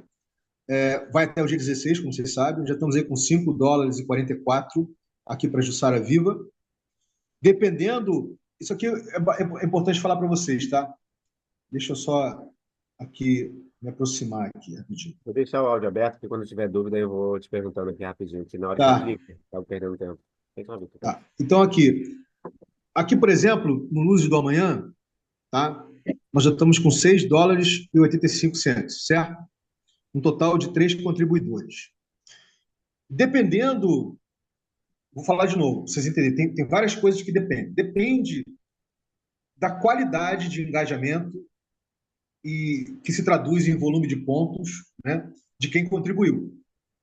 Pegaram? Depende da qualidade de engajamento. Ou seja, eu quero dizer o seguinte: se essa pessoa já é um contribuidor, quanto mais nas rodadas do Bitcoin, ele naturalmente tem mais pontos. Pegaram? Ele tem um ponto maior. Se ele, além de ele ser um ponto mais, né, cada rodada que tem, ele chega e bota $1 aqui, $1 lá, $1. Ele vai ganhando mais pontos. Mas tem uma outra dinâmica do Bitcoin, que são as estampas. O passaporte ele tem várias estampas. Se você mantém aqueles passaportes, né, aquelas estampas do passaporte, sazonalmente, né, updates, né, atualizadas, você consegue manter um score bacana aí de, sabe, até de 60 pontos, cara. 50, 60 pontos, até mais. Você consegue manter um score bem elevado, tá? Tá, Eu deixa eu não tirar tenho uma muito... dúvida. Eu vi que essas atividades elas têm uma pontuação muito baixa também, né? Eu vi atividades ali com 0,5, então assim, acho que esse é um Sim, ponto. sim, Um sim. outro ponto também que eu trago é assim, o que eu estou entendendo, me corrija se eu estiver enganado, mas que eu acho que grande parte dessas pessoas que vão fazer essa votação, uma das intenções é que elas permaneçam nesse ambiente. Assim, eu acho que através desse esforço dela precisar pontuar para que aquele valor que ela está fazendo a doação tenha um valor maior do que teria. Então, assim, é criado na minha compreensão aqui, posso ser um ignorante falando, é criado todo um ambiente onde a pessoa uma espécie de um RPG, por assim dizer, eu jogo RPG, né? Quase um RPG. Então eu tenho que ir concluindo as missões para que eu consiga ter uma pontuação melhor ali naquele jogo. Então eu posso fazer a missão ali de uma forma simples, vou pontuar menos, ou eu posso fazer as side quests ali, faço uma, faço outra, faço outra, faço outra, vou ter um resultado diferente. Então me soa muito como um RPG assim, mas eu acho que aí aqui a gente vai ter uma divisão muito clara, se for dessa maneira, né? Entre os doadores pontuais, ou seja, sei lá, meu pai quis doar, mas ele vai ter zero relação com a Web3, ele não tem nenhuma vontade de entrar nesse universo, de baixar qualquer outro tipo de aplicativo. Ele vai lá, vai criar carteira, vai entrar no Gitcoin, vai fazer a doação e pronto. Então, eu acho que assim, essa É diferença, por né, aí, é por quase aí. como se fosse uma seleção, né? Não sei, fiquei Ó, com uma sensação assim, né? você acabou Pessoas que engajam tocando. mais vão ter um voto que vale mais, pessoas que engajam menos, um voto que vale menos. Um voto não, uma doação, né? Você tocou no ponto aí, Nick, que realmente é o que acontece. Eu peguei uma informação e divulguei para minhas redes, né? E algumas pessoas falam, pô, mas peraí, mas eu tenho que baixar, eu tenho que, pô, mas o que que é isso? Porque o mundo nosso não é um mundo que conhece essa vibe, né? É, então, Perfeito. eu tenho essa dificuldade de divulgar isso, de fazer isso proliferar de uma forma orgânica, né? Porque não é uma coisa assim, ah, beleza, ó, entra ali e vota na ONG fazendo arte, entendeu? É todo um processo que o cara tem que abrir a carteira, entendeu? Para mim, que, pô, sou militante há muito tempo, eu só não desisti por causa da militância social, porque não foi fácil, não foi fácil. Aham. Abrir o computador, organizar aqui, saber como é que eu faço, entender esse São muitas MetaMask. etapas e até as informações fazerem sentido, né? Leva-se um tempo e uma É isso que dedicação eu tô ali. falando. É isso. Obrigado aí que você tirou até um peso assim, eu não sabia como colocar isso aqui pro Vinícius, entendeu? Sim, não, é natural, natural. Quando eu comecei a entrar nesse mundo também, eu tive um primeiro bate-papo com uma amiga minha, eu achei que eu tinha entendido tudo, mas aí agora que eu comecei a pesquisar, eu vi o quanto eu não entendia. É meu E caso. aí foram vários e vários bate-papos, mas assim, 90% de dedicação minha é de sentar no computador, começar a pesquisar, chat GPT, pergunta aqui, pergunta ali, abre Hum, site, lê, entende, pesquisa. Então, assim, eu vejo que, a não ser que a pessoa queira fazer parte desse mundo, ela É, vai entrar, criar a conta na Valora, fazer a doação em boa. Então, assim, eu acho que esse é um ponto que é muito importante, porque eu acho que é o simplificar o máximo possível. E, é claro, as esse pessoas processo que que você da está sua falando. natureza, que se interessem, falam, pô, que universo legal, como é que eu faço parte disso? Naturalmente, elas vão baixar os outros aplicativos e querer se engajar um pouco mais, eu acho. Ó, pra você ter ideia, eu mesmo estou querendo doar, eu mesmo como pessoa, porque a gente tem a nossa carteira, a gente também pode fazer a nossa doação, correto, Vinícius? Então, e aí eu quero ver como é que eu organizo isso aí para eu fazer a minha própria doação, entendeu? Doar para os projetos. Tem muitos projetos maneiros aí dentro desses 20 e poucos projetos que tem, entendeu? Tem bastante coisa. Bastante É. coisa legal. E são mundos diferentes, cara, assim, sabe? São pessoas com projetos diferentes. Eu falei, pô, muito legal, assim. Bem, É. vamos lá, vamos por parte, como dizia Jack, né? Vamos por parte. A primeira coisa é o seguinte, galera. Enquanto para os devs, tá, o pessoal de programação, né, que vem trabalhando o desenvolvimento da tecnologia de blockchain, nesse caso, especificamente do blockchain do Ethereum, tá?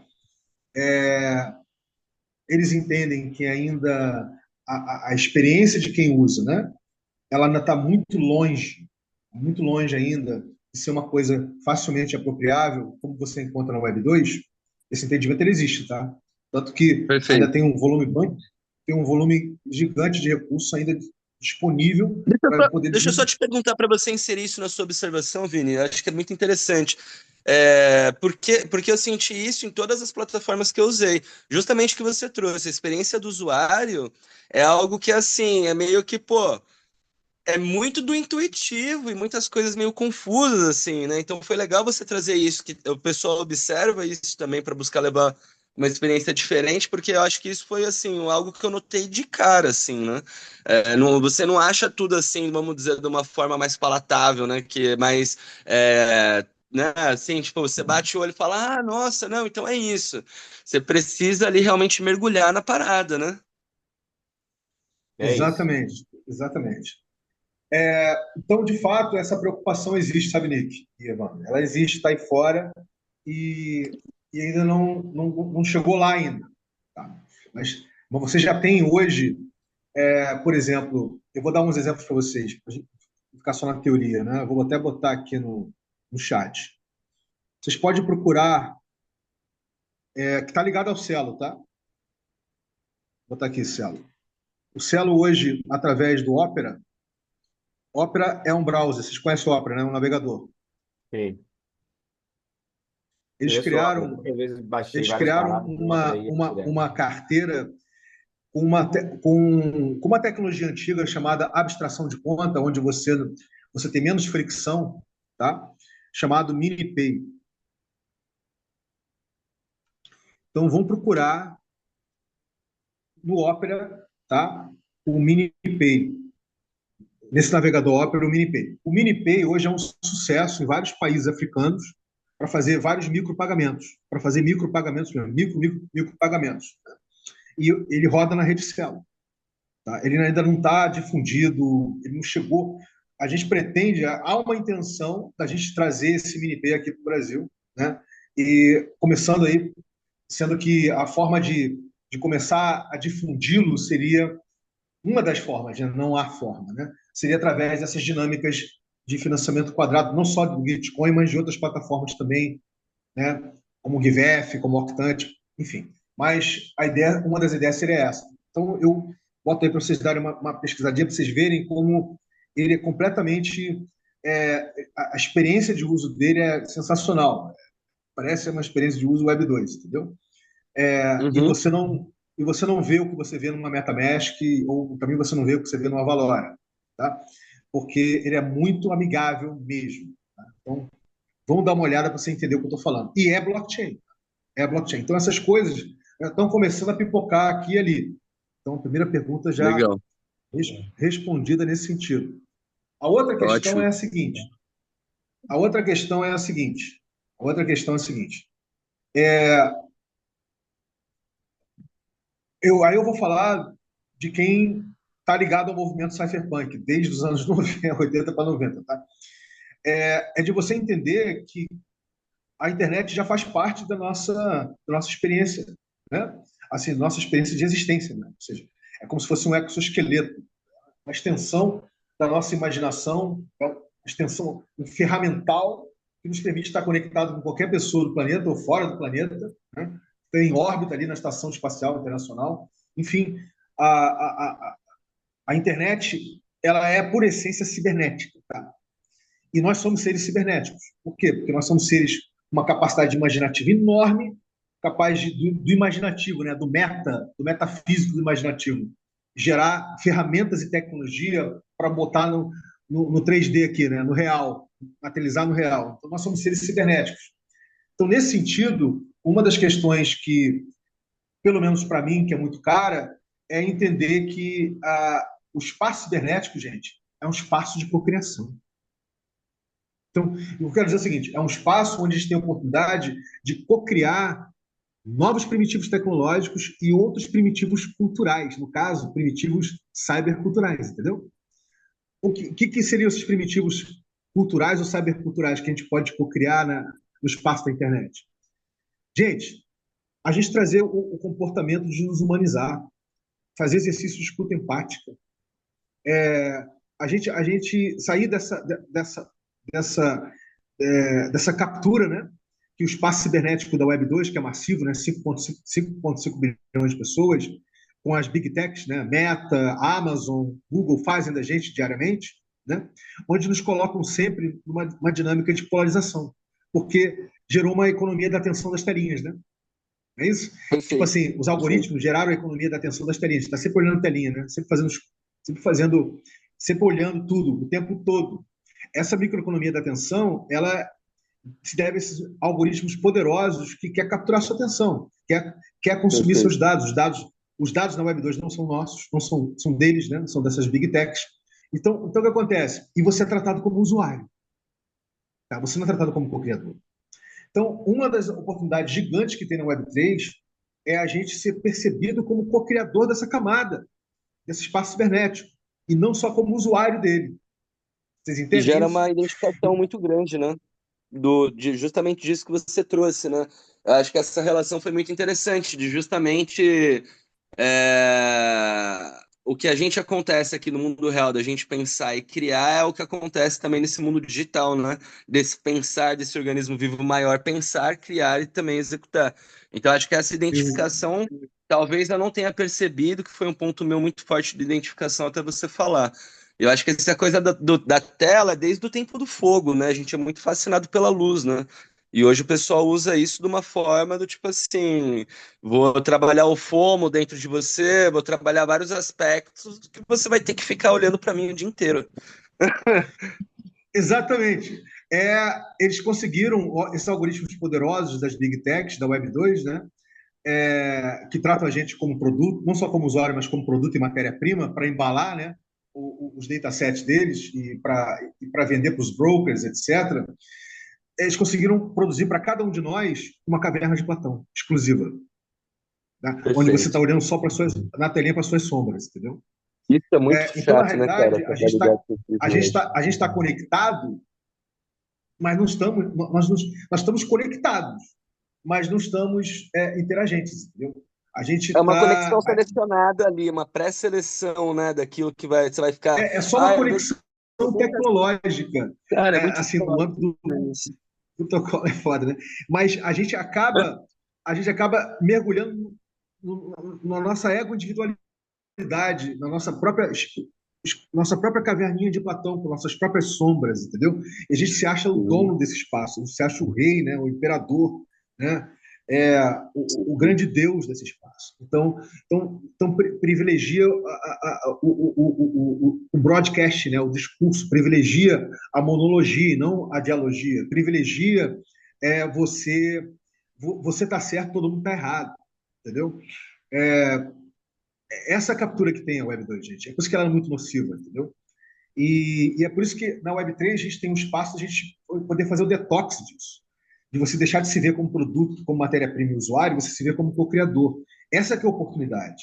Então, legal, que tenha essa curva de aprendizado, sabe, Nick e Evandro? Alta, elevada, que tenha, que gere muito atrito, né? Mas que a gente se aproprie de tal forma que a gente passe a ser co-criador desse espaço, né? Co-criador dessa camada, e não simplesmente um usuário dela. Essa observação que eu queria fazer, a segunda observação. Né? Muito interessante. A terceira observação que eu quero fazer é o seguinte: todo o ecossistema de finanças regenerativas, gente, ele está ainda embrionário, está embrionário ainda para sua infância, tá? Porque ele começou a ganhar força mais 2021 para cá, 2021, 2022 para cá, então ele está embrionário ainda para sua infância, mas ele ainda é baseado num tipo só de economia política. Qual? A economia monetarista. Aí eu pergunto, cadê as outras economias que a nossa espécie, através dos povos originais, aborígenes, indígenas, africanos, geraram durante milênios? Cadê? Você não vai encontrar no Web3 DeFi. Não vai. Por quê? Porque ela era totalmente baseada em cima do monetarismo, certo? Sim. E aí, este que você fala aqui, como é macaco muito velho, apesar de novo, em espírito, tá? Há um tempo atrás, com outros cypherpunks, e de solarpunks e outros punks ligados, a gente pensou, né? Lá em 2022, por que a gente não cria um protocolo cybercultural, tá? Aonde a gente consegue trabalhar com todo o espectro da regeneração, ele é um espectro grande, tá? E a gente consegue trazer também essas economias políticas semi-monetaristas ou não monetaristas para dentro do espaço cibernético. Aí nasceu o RERE, o Recursos Regenerativos, né? E desde então, a gente vem co-criando os primitivos cyberculturais, em termos de comportamento, visão de mundo, né, capacidade de nos humanizar, levando em consideração a vida dos mais que humanos, né, as outras milhões de espécies, a ambição de criar uma camada cibernética chamada Web3 Regen. Então, o RERE vem sendo co-criado, foi co-inicializado em 2022, e a gente ambiciona, no longo prazo, criar uma camada cibernética de internet chamada Web3. Olha que fodástico, né? E ela consegue conversar com seu pai, por exemplo, Nick, porque a forma do seu pai chegar no Rê não vai ser através de cripto, não vai ser através, entendeu, do blockchain. Vai ser Sim, sim, através sim, sim. dele começar a entender que tem todo um outro ethos, ou outros ethos, né, ligado ao espectro da regeneração profunda, né, e com outros paradigmas que estão soterrados por essa macroeconomia hiperconsumista, né, ego-individualista, que os nossos ancestrais se utilizavam desses paradigmas para que nós aqui estivéssemos conversando hoje, nós continuássemos existindo, né? Então, fica o convite para vocês estarem presentes no Telegram do Rerê, que a gente está fazendo, né? E, nesse sentido, o trabalho que a Greenpeace Brasil vem fazendo, que está intimamente ligado, né, com a Web3 DeFi, é uma das interfaces ecossistêmicas que o Rerê, como protocolo cybercultural, tem, né, na sua cocriação. Hoje são mais de 100 pessoas, mais de 25 projetos, dentre os quais aqueles que servem de interface ecossistêmica, como a Greenpeace Brasil, né, que está ligado ao E3 DeFi. Então, eu só fiz esse pequeno, né, essa pequena explicação para vocês entenderem que existe sim uma forma no Brasil hoje de diminuir, né, o atrito para se entender como co-criador do emergente espaço cibernético do Web3 quando se trata do espectro da regeneração. E é através desse protocolo cybercultural chamado RE, né, Recurso Gerativo. Fica aí o convite para vocês caírem lá. Tá?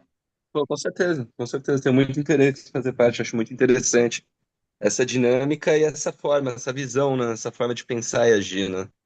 É uma coisa que acho que encaixa muito com as coisas que eu acredito, assim. Acho que a cocriação tem um valor muito forte, principalmente quando você...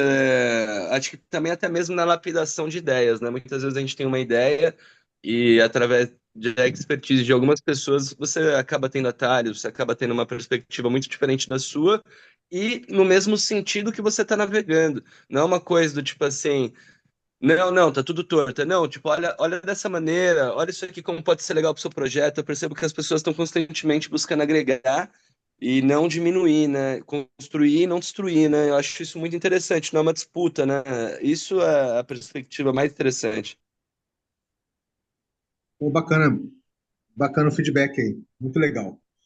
Então, galera, eu vou fazer só um exercíciozinho de vocês de contribuição, né, para vocês verem como é, de minha contribuição, e, e eu vou fazer mais algumas observações. A gente já pode partir para fazer a gente chama, no Rerê, a gente chama de uma rodada de apreciação, né, do que a gente explorou junto, na hora que nós sincamos, etc., nos espelhamos, né, começamos a nos espelhar, para tirar, como a gente fez aqui, a gente tirou várias dúvidas, nos espelhamos de várias formas, ou seja, é uma dinâmica interativista, né? Não é eu falando e você só ouvindo, né? Só anotando. Então, essa é uma característica típica do Rerê, né?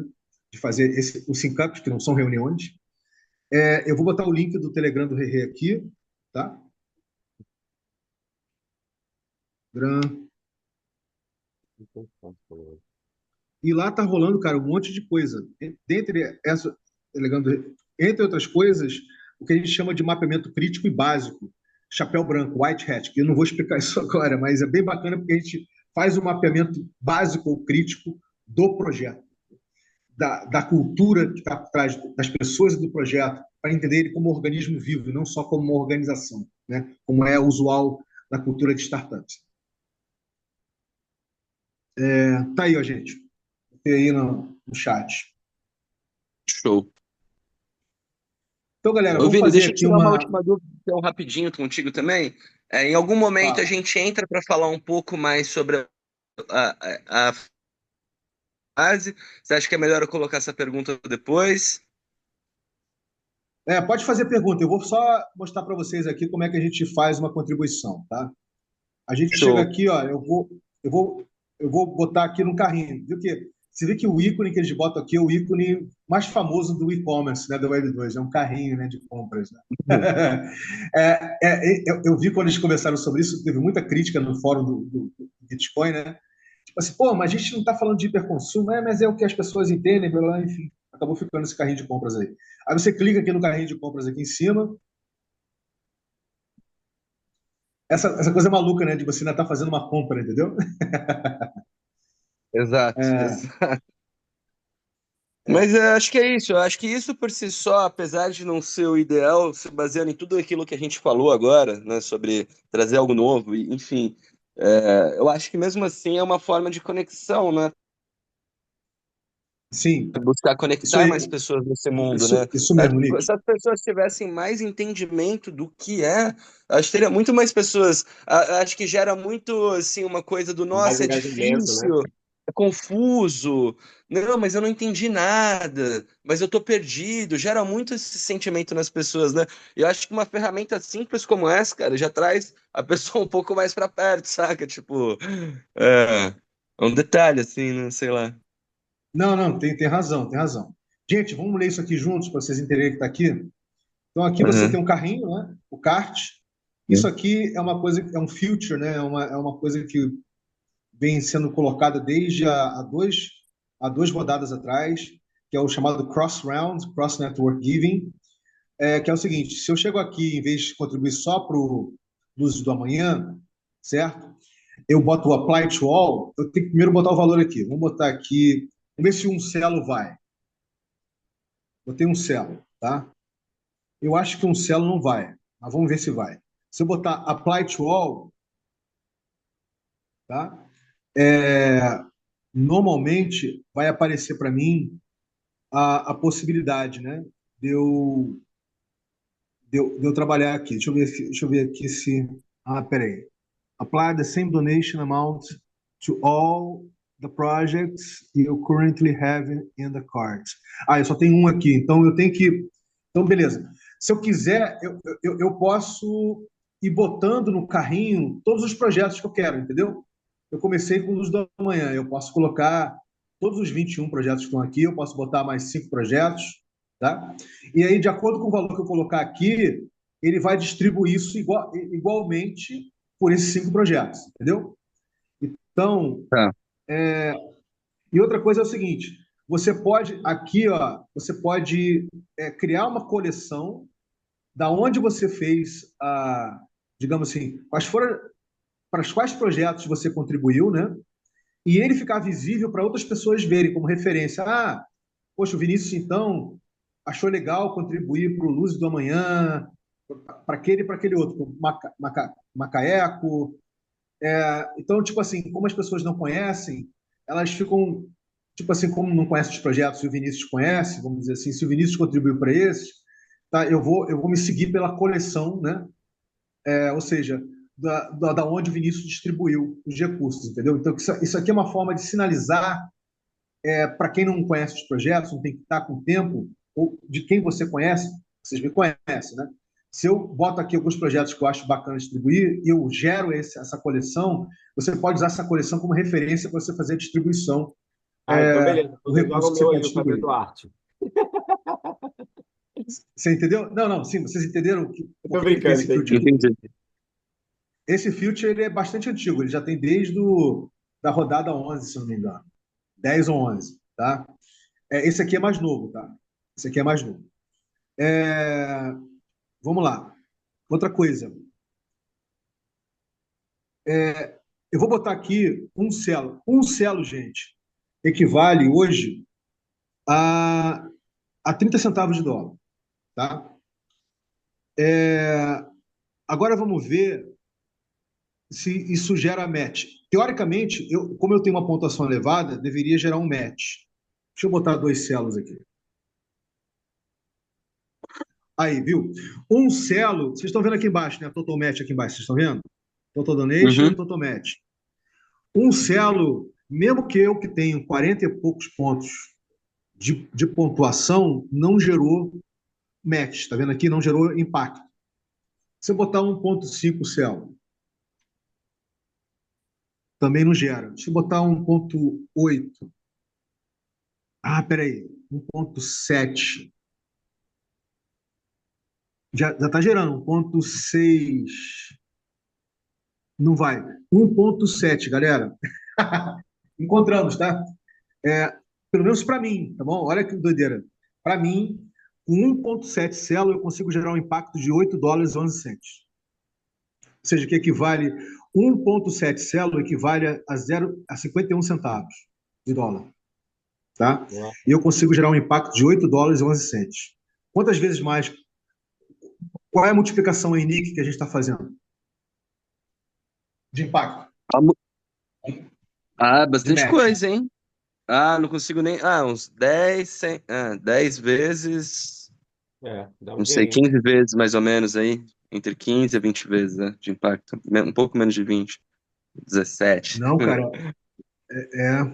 é isso aí, exatamente. Então, aí vocês veem, então, se eu botar 1,7 celo, tá? Vamos fazer logo essa Mas brincadeira isso aqui. está vinculado a quê? Está vinculado a você ter a pontuação alta onde? No passaporte, no Impact Minor, Vou em te tudo? mostrar Ou aqui, não?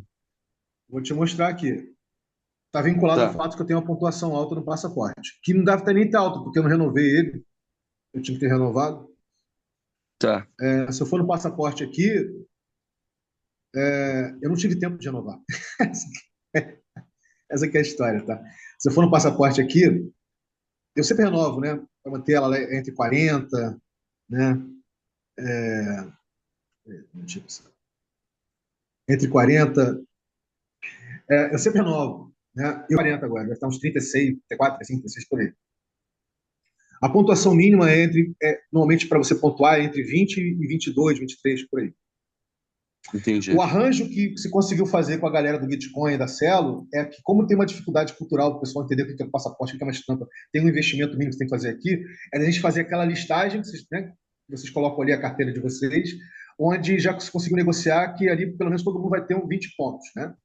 E uma coisa mais que se conseguiu negociar também é a história do Impact Miner, né? Se você aproveitar a rodada para você cadastrar negócios locais, etc., você vai ganhar aí 10 USD Glow, não é isso? Vai receber 10 USD Glow por negócio cadastrado, e isso vai te dar, sem você fazer passaporte nenhum, vai te dar uma pontuação maior. Que aí eu não sei qual foi exatamente a pontuação que o Cauê ou o Watson, enfim, Queridos, negociaram lá é, com a galera do Gitcoin, do Regen Coordination, né? Do Gitcoin e da Celo. Né? queridos, eu Uhum. tenho, eu tenho 20 minutos para arrumar meu filho e levar ele para a escola. Eu realmente vou precisar sair, tá bom, querido? Ó, eu agradeço, foi muito bom. Sou grato aí por esses ensinamentos, né? E isso só tem a contribuir, até com a minha formação, né? Em relação ao que a gente está praticando. E sou muito grato. E obrigado aí por Nick aí, por você ter colocado as palavras que eu queria colocar, mas não sabia como. Obrigado. Valeu, valeu. Querido, fica à vontade, tá, Evandro? Estamos aí. É, fique à vontade de vocês chamarem pessoas para a gente poder fazer aí o embarque, né? Ou de Valor, ou de MetaMask, é, poder fazer esse passeio que eu estou fazendo aqui para explicar como é que é o processo de microcontribuição, quais são os filtros que tem, tá bom? Trazer a cadeia de valor em torno de vocês. Eu estou à disposição, não só eu, como todo mundo, né? A Luísa, a Patê, o Atos, o Cauê, enfim, todo mundo está à disposição aí para essas questões, tá bom? Valeu. É, e fica à vontade, já que você já fez a sua apreciação, cara, é, fica à vontade aí. Valeu, abraço. Olha meu score aqui para você. Quer ver meu score antes de ir? Vamos ver. Mandei. Isso também é para dizer que você não é bot, tá? Que você é humano. Essas estampas é para dizer que você é humano, não é um bot. Né? Então, por isso que é o Nick Humanity Score. Né? Eu tô com 30, tô baixíssimo. Eu nunca tive tão baixo na minha vida. Tá? É Hum, por isso que. É porque se eu renovar aqui, eu vou rapidamente a 40. E aquele impacto ali aumenta, dali para 10 dólares, por exemplo. Entendeu, Nick? Vai por diante. entendi. Então, vamos lá, voltando aqui. Evandro, fica à vontade, querido. Eu vou finalizar aqui a operação. Se você quiser ver, tá? Fica à vontade. Então, chega aqui, ó. Submit your donation, tá? Eu tô contribuindo 0,57 centavos de dólar, que vai ter um impacto, vocês viram ali, de quase 9 dólares, né? Uhum. Checkout. Vou para o checkout. Antigamente não era tão rápido assim, tá? Você fazer uma doação, uma contribuição demorava entre 1 e 2 minutos. Agora está demorando segundos, porque a própria tecnologia né, de transação, ela já melhorou bastante mesmo. O, a Valora, ela, você tá por dentro, assim, ela tem pretensão de estar presente no navegador? Porque eu acho que esse é o único ponto, assim, que eu fiquei reflexivo, né? Do tipo assim, a pessoa que vai fazer a doação através do celular, beleza, segue na Valora. Mas a pessoa que vai fazer pelo computador tem que ser pelo MetaMask ou algum outro lugar assim, né? E eu entendi que o MetaMask exige aquela conexão. Eu fiz as configurações necessárias para conectar a rede. Achei simples, mas eu entendo que isso também pode ser algo assim. Tem alguma outra carteira mais simples que o MetaMask para a pessoa usar no navegador? Cara, no ecossistema do Ethereum, e que tem muitas carteiras, cara. Tem muitas Uhum. carteiras. Eu posso depois, offline, te passar várias para você testar, mas depois que você pega ali, né? Tipo assim, você pega como a MetaMask funciona, você pega como a Valora funciona, as carteiras ficam meio que iguais, assim, entendeu? Tipo assim, não tem nada Sim, assim que sim, seja tão sim. disruptivo. Sim, sim, sim, não. Eu digo mais no aspecto de assim, em vez de eu, por Aí, exemplo, outra coisa, nesse. as carteiras, não se recomenda para as carteiras de extensão de navegador para você movimentar grandes somas. É melhor você trabalhar Perfeito. com a cold wallet, né? Com as carteiras frias, que é tipo um pendrive, né? Você Como que trabalhar com adquire uma grandes somas, dessa? por exemplo. Oi? Como adquire uma dessa? Ah, você tem várias aí fora, né? Via É, Trezor, via Trevor ou a Trezor, alguma coisa Trezor, assim? exatamente, a Trezor, tem várias. A Trezor é super conhecida, Sim. né? Isso te recomendo. E outra, às vezes é melhor você baixar essas carteiras de sistema ou de software, que elas têm uma criptografia mais forte do que essas da extensão. E, e elas acabam sendo a porta de entrada, sabe? Essas carteiras de extensão de browser, elas acabam sendo a porta de entrada Foi o que eu para imaginei, esse assim, a universo da gente Web3. recebe ali, e dali movimenta para um lugar mais seguro, e dali você faz as movimentações, né? Isso, exatamente. Então, só para Então, finalizar aqui, Nick, tá, eu já consegui fazer a minha microcontribuição, tá? Eu posso perfeito. compartilhar lá no X, no Twitter do Elon Musk, se eu quiser, tá? É, e aí tem essa coisa, né? Existe uma coisa chamada Crypto Twitter, né? Enfim, isso foi antes do Elon Musk comprar e transformar numa lixeira lá no Twitter. Então, o que acontece? E tá lá até hoje. Então, se de fato você chega lá, você, sabe, bota hashtag Bitcoin, ou tagueia o Bitcoin, ou o pessoal, todo mundo fica sabendo a verdade do seu projeto, né? Fica sabendo que você tem mais alguém contribuindo, né? Você começa a fazer parte da gangue, né? Do Bolinha. Então, tem seus benefícios você compartilhar no Twitter do Elon Musk, tá? Tá. E aqui, só nessa carteira aqui, eu tenho 22 projetos que eu já aqui da minha história, né? 22 projetos que eu já contribuí só nessa carteira aqui, porque tem outras carteiras, então eu já faço Uhum, isso há muito tempo, então acho que o total uhum. de projetos aí para mim já passa de 100, 150, por aí, no Entendi. mínimo. Irado, irado. Então, então, então é isso, é isso, querido. Então aqui, eu posso mintar o meu impacto, tá, se eu quiser, tá? Aí fica mintado, só, capture your contribution on chain with an attestation, uma atestação, né? Receive a unique visual that symbolizes your identity. Quer dizer, é tipo como se fosse uma espécie de POAP ou NFT, né? This visual Entendi. reflects your on-chain attestation, marking your support in a meaningful way. Eu já fiz isso aqui algumas vezes, nem sempre eu faço. Também não é baratinho, não é mais caro que essa contribuição que eu fiz, por exemplo. Então, às vezes você faz ou não, depende de você, tá bom? Então é isso, Tá cara. Eu vou bom. ficar por aqui, tá? Foi um prazer aí ter a sua presença e do Evandro. Acho que foi uma exploração bacana. Me desculpa se eu fui muito mais para lá, acabei falando de coisas que eu fiquei com vontade de aprofundar e não aprofundei, fiquei mais na superfície, às vezes gerou uma compreensão, não gerou, enfim. Acho que fica à vontade de você fazer sua apreciação, check-out aí. Pô, pra mim foi ótimo aí, acho que eu que tô adentrando nesse universo aí nos últimos meses. Foi realmente uma aula, assim, eu me identifico muito, né, com as questões históricas, me ajuda a compreender melhor o da onde para onde, né, então acho que foi muito interessante. Eu acho que só uma última dúvida, aproveitando aqui a sua atenção, é, que para mim não ficou muito claro, Então, o processo de validação para as pessoas que tiverem essa dificuldade e talvez essa falta de interesse de adentrar no passaporte ou no Impact Minor, fica recomendado então que elas preencham um formulário ali, o mesmo formulário que a gente preencheu, O formulário e já já vai ter essa dar ali experiência. o mínimo de pontos, que é 20 pontos, para a sua contribuição. Porque isso foi acordado, né, com a galera do Gitcoin, Tá. da Celo, enfim, entendeu? O formulário já Basta basta, botar ali então. o endereço público da sua carteira e você já está com Tá, 20 pontos ali acordado para essa rodada específica do Regen Rio, tá? Não para as outras rodadas. perfeito, Essa rodada específica. perfeito, As outras rodadas perfeito. Não, você precisa ter um passaporte, né? não, sim, sim, sim, show de E ter um bola. histórico de contribuição. O outro ponto que eu fiquei perguntando, após essa rodada, eu vi que tem uma rodada ali chamada de validação. Acho que foi a única rodada que eu anotei, mas para mim não ficou muito claro. Que tinha a ver com colocar as metas, né? Estabelecer algumas metas e. Não, não, não. Isso são as fases desse programa, vamos dizer assim, que a gente botou para a Regen Rio. Em vez de pegar todo o recurso que o Bitcoin mais o Cielo disponibilizou, eram uns 20 e poucos mil dólares, né?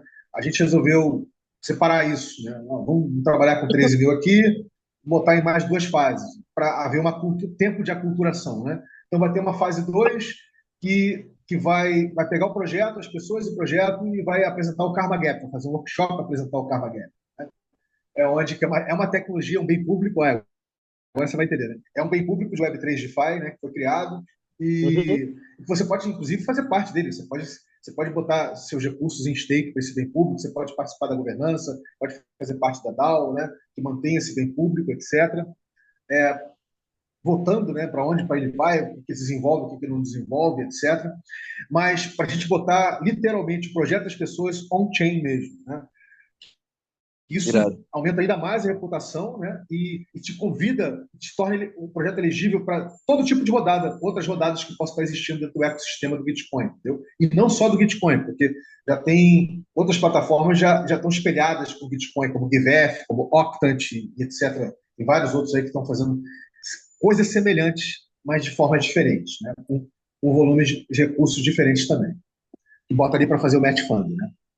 E está aí na última fase, que a gente vai ter uma experiência usando um blockchain chamado Sarafu Network, que é EVM. EVM é Ethereum Virtual Machine, né? Ethereum Virtual Uhum. Machine, ou seja, ele é compatível com o ecossistema de blockchains do Ethereum, né? Camada 1, que é o Ethereum Mainnet, as camadas 2, que é Optimism, Avalanche, Arbitrum, uma porrada delas, e ainda tem uma camada 3 ainda, que eu nem vou falar disso agora. Mas, enfim, e aí tem a coisa. E o Arcelo, por exemplo, vai se transformar está se transformando, né, num blockchain de camada 2 do Ethereum. Até então era um blockchain camada 1 mesmo, ele era um blockchain de si próprio, entendeu? Está se transformando Entendi. num blockchain de camada 2 do Ethereum. E por que eu falei isso mesmo? Ah, me perdi aqui. Vou dar um passeio maior, eu me perdi. Caramba, me esqueci, cara, deu branco. Me ajuda aí, Nick, que eu estava falando para eu pegar meu train of thought aqui. Não, a gente tava falando justamente. Então, você começou a falar das plataformas, das outras plataformas e da importância do Karma Gap. Aí a Sarafu Network. Então, o que acontece?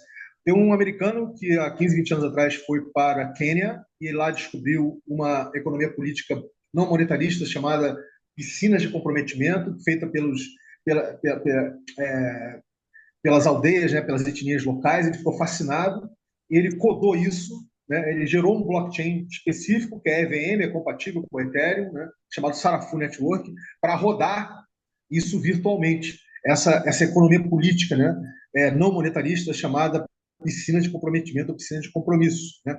Então, a gente vai estar apresentando essa economia política, essa tecnologia, através desse blockchain chamado Sarafu Network, na última etapa. Né? Onde todos os projetos vão ter oportunidade de ter essa experiência, de se comprometer, de disponibilizar para a piscina, né, qualquer recurso, não precisa ser cripto, fiat, enfim, qualquer recurso, Uhum. para que os projetos possam começar a se espelhar e ter uma experiência de uma economia não monetarista. Entendeu? Na última etapa que a gente vai fazer lá na frente. Pô, agora eu entendi. Show de bola, entendi tudo.